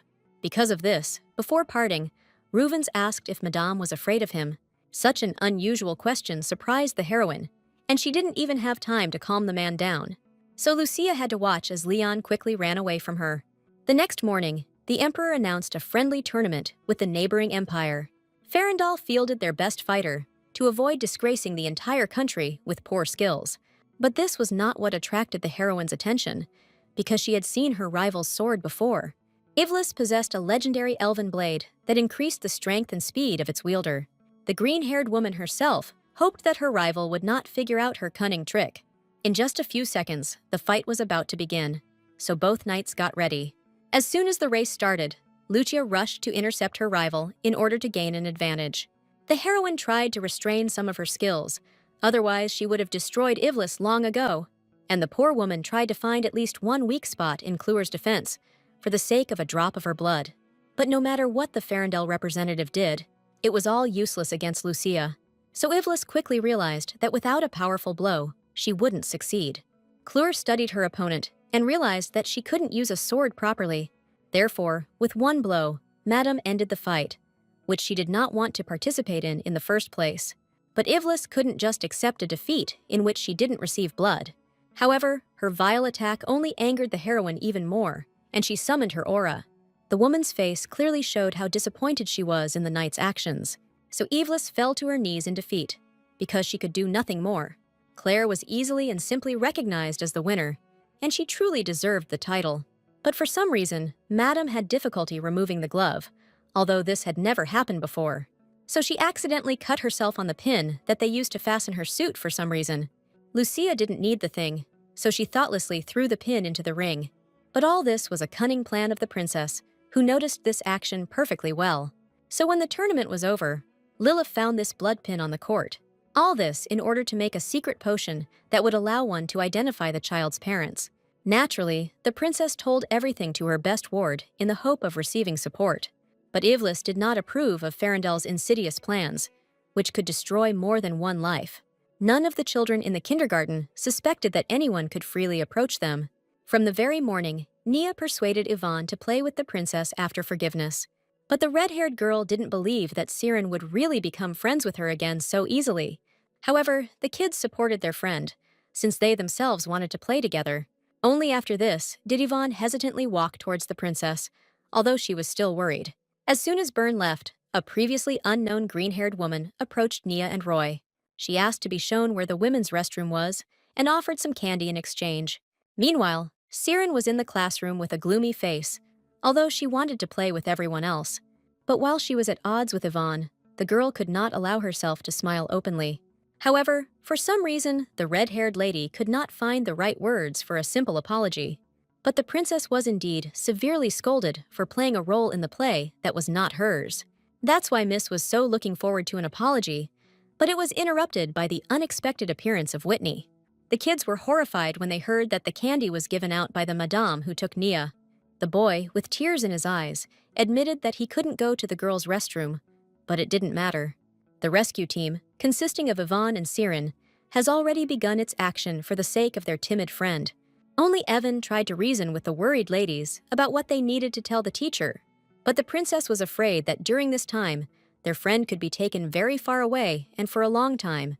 As soon as she yelled at the count's son, he stood aside, worried, not knowing what to do. Meanwhile, Nia tried with all her might to get rid of the clingy and unpleasant aunt, but she didn't want to let the little girl go, because she needed to give her the candy. But at that very moment, Yvonne jumped out and with a skillful blow pushed the woman aside. Following this, the guards who were guarding Cyrene grabbed the stranger by both arms. The emperor's daughter was outraged that this woman also called herself a princess, but for Nia, it was much more important that her friends were once again acting almost together. The girl admitted that out of caution, she did not take anything from that strange lady, after which she asked whether the girls had managed to make peace with each other during this time. Cyrene looked at Yvonne with excitement, waiting for her to say the right words. But out of excitement, Byrne lied that she didn't remember what she initially wanted to talk about with her friend. Because of this, the little girls started arguing with each other again, which already meant their peace. So Nia was only glad to see how both ladies were happily communicating with each other. A few hours later, Lilith was finally released from custody, and she immediately ran into the prince. Irene was furious that traces of the secret potion being brewed were found in the guest's room. No one in their country was allowed to conduct tests to determine kinship between people. Therefore, Eldarion boldly threatened the princess that it would be better for her to leave here in a good way. Ferendel herself understood perfectly well that her father would never choose his daughter over the country. So this time, the girl lost on all fronts and could do nothing about it. And the heroine had her own fun the next morning, because she arrived at the Reuven's estate. Although the assistants greeted Madame joyfully, this made her feel even more awkward. The woman still couldn't get Leon's question about whether she scared him out of her head, so Lucia assumed that Reuven's sick leave might have been just a cover. Moreover, the commander was embarrassed by the fact that all his subordinates were stealthily glancing at her. The woman quickly reached Leon's door with their help, but he did not want to open it. The man really wasn't feeling well, so he was afraid of infecting someone. But the heroine didn't care about other people's germs, so she confidently opened the doors. But the woman did not expect to see that her friend was not in the best condition.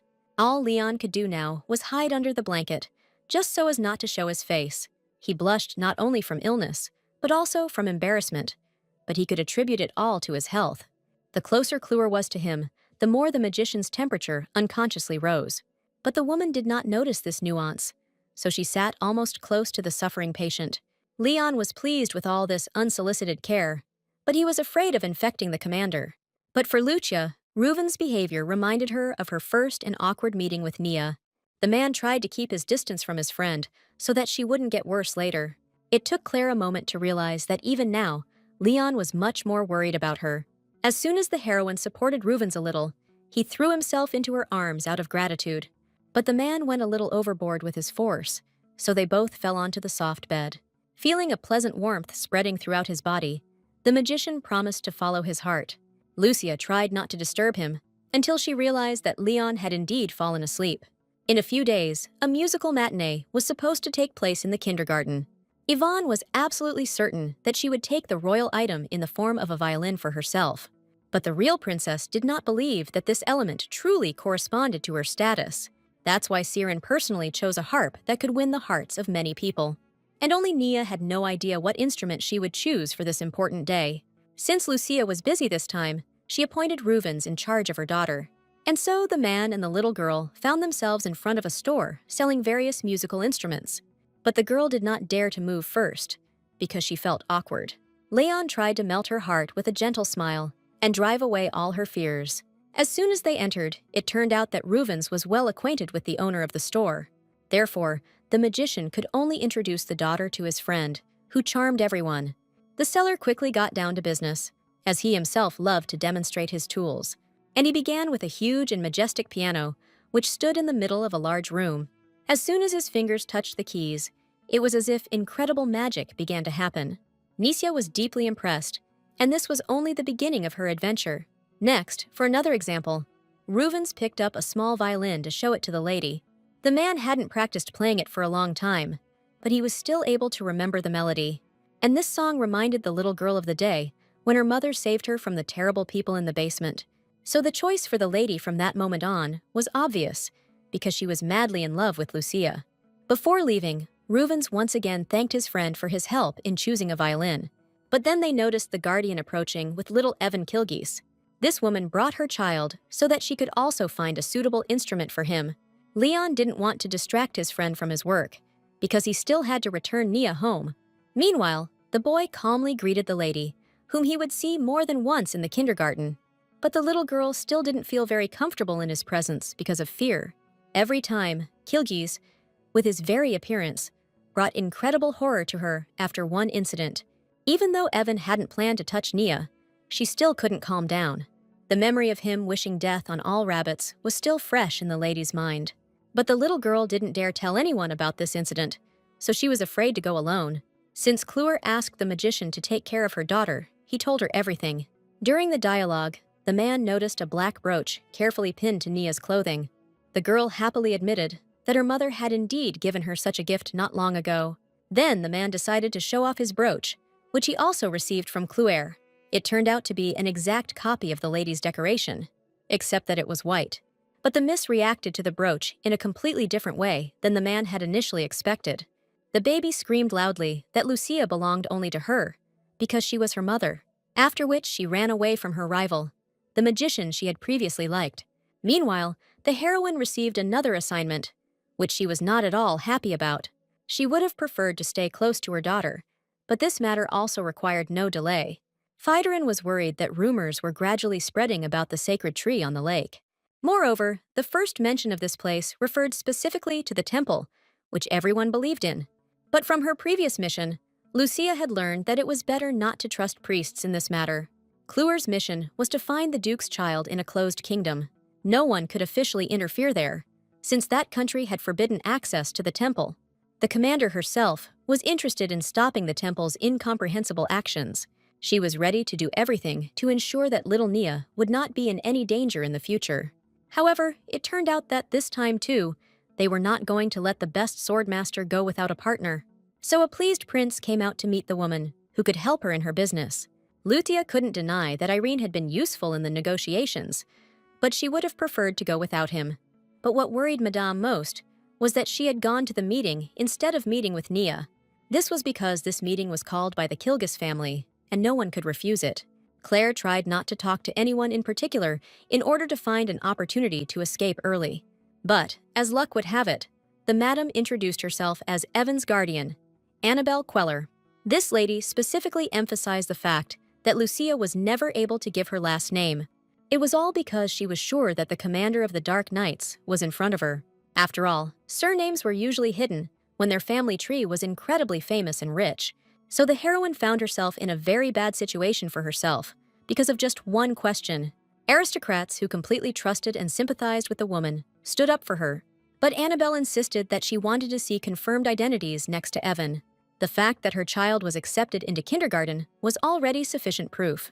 Lucia was saved only by the sudden appearance of the Empress, who took an interest in the quarrel. In fact, no one sent Rubina an invitation, but she still came as Siren's mother. So the atmosphere after the appearance of the Emperor's wife changed dramatically in a couple of moments. So Queller had to leave Lucia alone for a while, because she didn't give her last name. The commander had no idea how to save himself in this situation. A little later, problems also arose for Ruvens, who tried to give violin lessons to children. But Yvonne couldn't sit still while Nia didn't look in the man's direction. The only thing that made him happy was the company of Lucia, who carefully brought tea and food to everyone. Sitting next to Claire, he imagined what their family life might be like. But as soon as Leon approached Madame for a moment, the lady immediately interfered. She deliberately kept sitting between the adults, not wanting to give in to this battle. With her whole appearance, Nia told Ruvens that her mother belonged only to her. But the heroine herself did not notice her daughter's mood, continuing to treat her with various tasty treats. As soon as the girl heard that Leon had bought all of this, she was dumbfounded with hostility towards him. The lady had no intention of accepting anything the magician brought into their small house. The heroine attributed her daughter's behavior to the fact that she was upset about his business trip. She had no idea that it was all about Ruvens, who was sitting a few meters away from her. The man tried to pretend that he was happy with his tea drinking, even though the tea looked terrible. But for the sake of the woman he loved, he was ready to drink anything, and this drink was no exception. Since Leon asked for more tea, it was the little girl who responded first. But Lucia was afraid that her daughter might burn herself, so she did not give her a teapot for tea.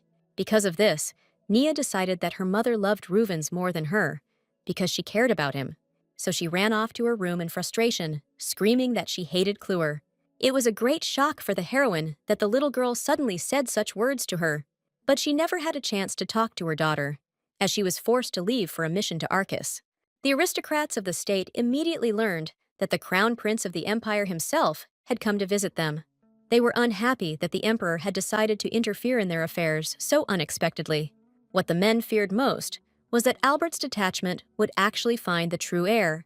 Meanwhile, at Lucia's estate, all the hired maids were frightened by the lady's behavior.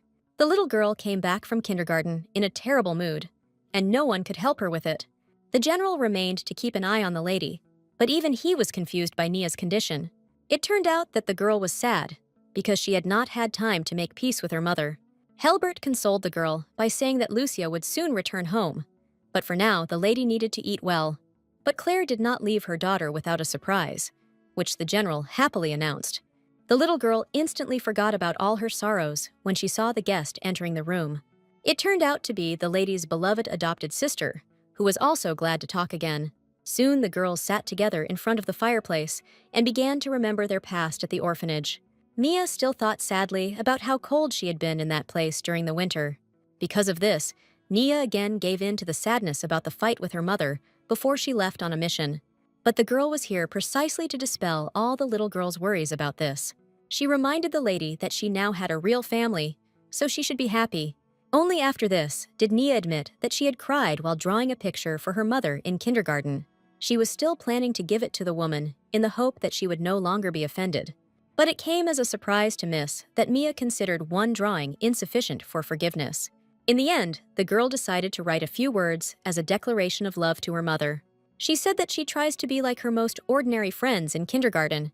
And at that very moment, one of the lady's friends, Yvonne, appeared on the threshold. It was all because the general was trying his best to lift Nia's spirits, so he called Bern. The girls could come up with a lot of funny things in each other's company, so they started having fun. At the same time, the heroine was riding in a carriage with the prince, whose company she was not very happy with. The man had already planned the best date with the woman, even though they were on a mission. But he didn't expect Lucia to suggest splitting up to finish the mission faster. Irene had expected that they would spend almost all their time in another country almost alone. But the commander ran away so quickly that the prince had no other choice. The first thing that alarmed Madame was that all the fields were empty, as if they had not been used. This led Claire to believe that the former duke was hiding the child out of fear for his life. There were rumors that the butler Barton managed to save the heiress from the burning house. But on the way, the girl was cruelly taken away from the old man, and he could do nothing about it. The heroine decided to start her search from the orphanage where her daughter once lived. This made Lucia feel even more anxious, although she didn't understand why she was so worried. The manager joyfully greeted the guest who came to pick up her child. Claire tried hard to pretend that she had a lot of money in order to win the woman over. Therefore, the owner of the shelter quickly got down to business, offering to examine the children in need. The heroine was alarmed by the fact that for some reason the children were nowhere to be seen, although this was their home. She indicated to the owner that she needed a little girl with purple hair. In response, Madame smiled slyly, since Lucia was far from the first to make such a request. The cunning woman hinted that such children cost more because they were in high demand. At first, this did not bother the heroine, since she thought that her task would not be too difficult. While expecting children, Lucia remembered that her friend Nia also had purple hair. But at this point, there was no evidence that she was the Duke's daughter. At that moment, the hostess brought in a whole bunch of children who had purple hair. Claire never imagined that so many babies could fit her description. The children did not say a word to the guest, as they were all visibly depressed about something. All this made Claire's mission much more difficult, as she had hoped to find the child more quickly. And now, Madame will have to personally check all records of admission of children with this hair color. But then one of the little girls suddenly started coughing up some strange red liquid. At first glance, the heroine determined that it was hair dye that had accidentally gotten inside the lady.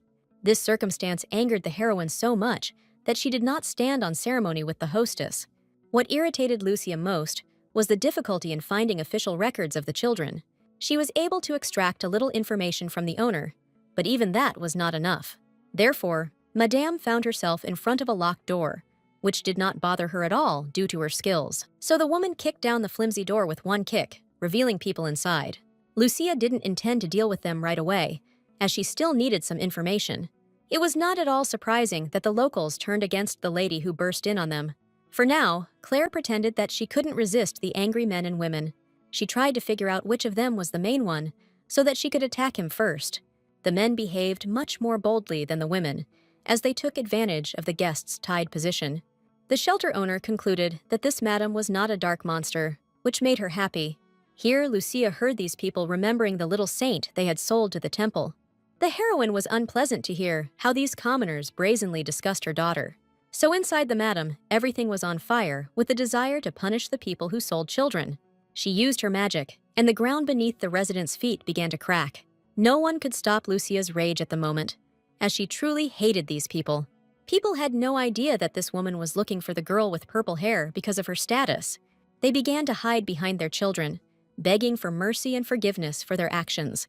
The boy who was nominated to Claire himself did not understand why he was treated so cruelly. But even this did not make Lucia calm down and peacefully resolve the situation with the greedy commoners. At this time, at the general's estate, Nia continued to cause problems for everyone around her with her behavior. Leon no longer knew what to do with the little girl, who categorically did not want to spend time with him. Ruvens realized that he first needed to make peace with the lady in order to teach her to play. But the girl stubbornly hid from the adult, with whom she did not want to share her mother. She was shaking with worry that she would have no time left for Lucia. Nia hadn't seen much of Clure lately anyway, so this was critical for her. Then Ruvens approached the little girl and asked her to listen to his words at least for a little while. The man promised that he would find the girl another teacher, even if she hated him after that. The lady was surprised that the magician actually envied her for such a life. Ruvens admitted that he too would like to have a good and strong family like Nia's. This melted the girl's heart a little, although she still did not want to give up her mother. But instead of running away, this time the lady decided to keep an eye on this man next to Lucia. Leon was quite happy with this option, since he would still be able to communicate with Clure.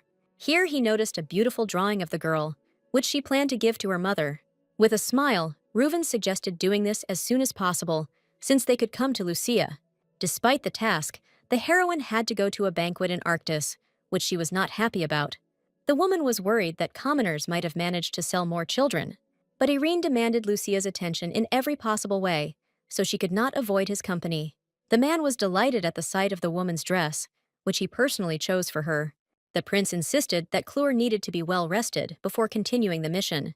But the heroine sincerely did not understand why she had to waste time next to the heir. Then the commander heard her daughter's voice, which was impossible, because she was on a mission. However, the familiar voice repeated itself again, causing Madame to look around in confusion. It turned out that Leon came to this place with Nia and Mia to meet Lucia. As expected, Irene was displeased with Ruvens' interference in his planned date. As usual, Claire did not interfere in the men's disputes, which seemed useless to her. But this time, Leon defended his place more strongly next to Lucia, who was dazzlingly dressed. The woman felt pleased by such an awkward compliment, although she had not expected it. However, the question remained for her as to why the two girls had come to such a distant place. Only after this did Nia dare to give her mother the drawing she had worked so hard on. Madame had never received gifts from her daughter before, so she was noticeably surprised by this. But the two arguing men were even more surprised when they heard their beloved's laughter. Seeing such a sweet creation, the heroine could not contain her warm emotions. Nia waited in confusion for Lucia's answer to her question about whether she would continue to be her mother. And the woman, with a gentle hug, convinced the girl that she had nothing to worry about. This is how just one careful drawing instantly reconciled mother and daughter.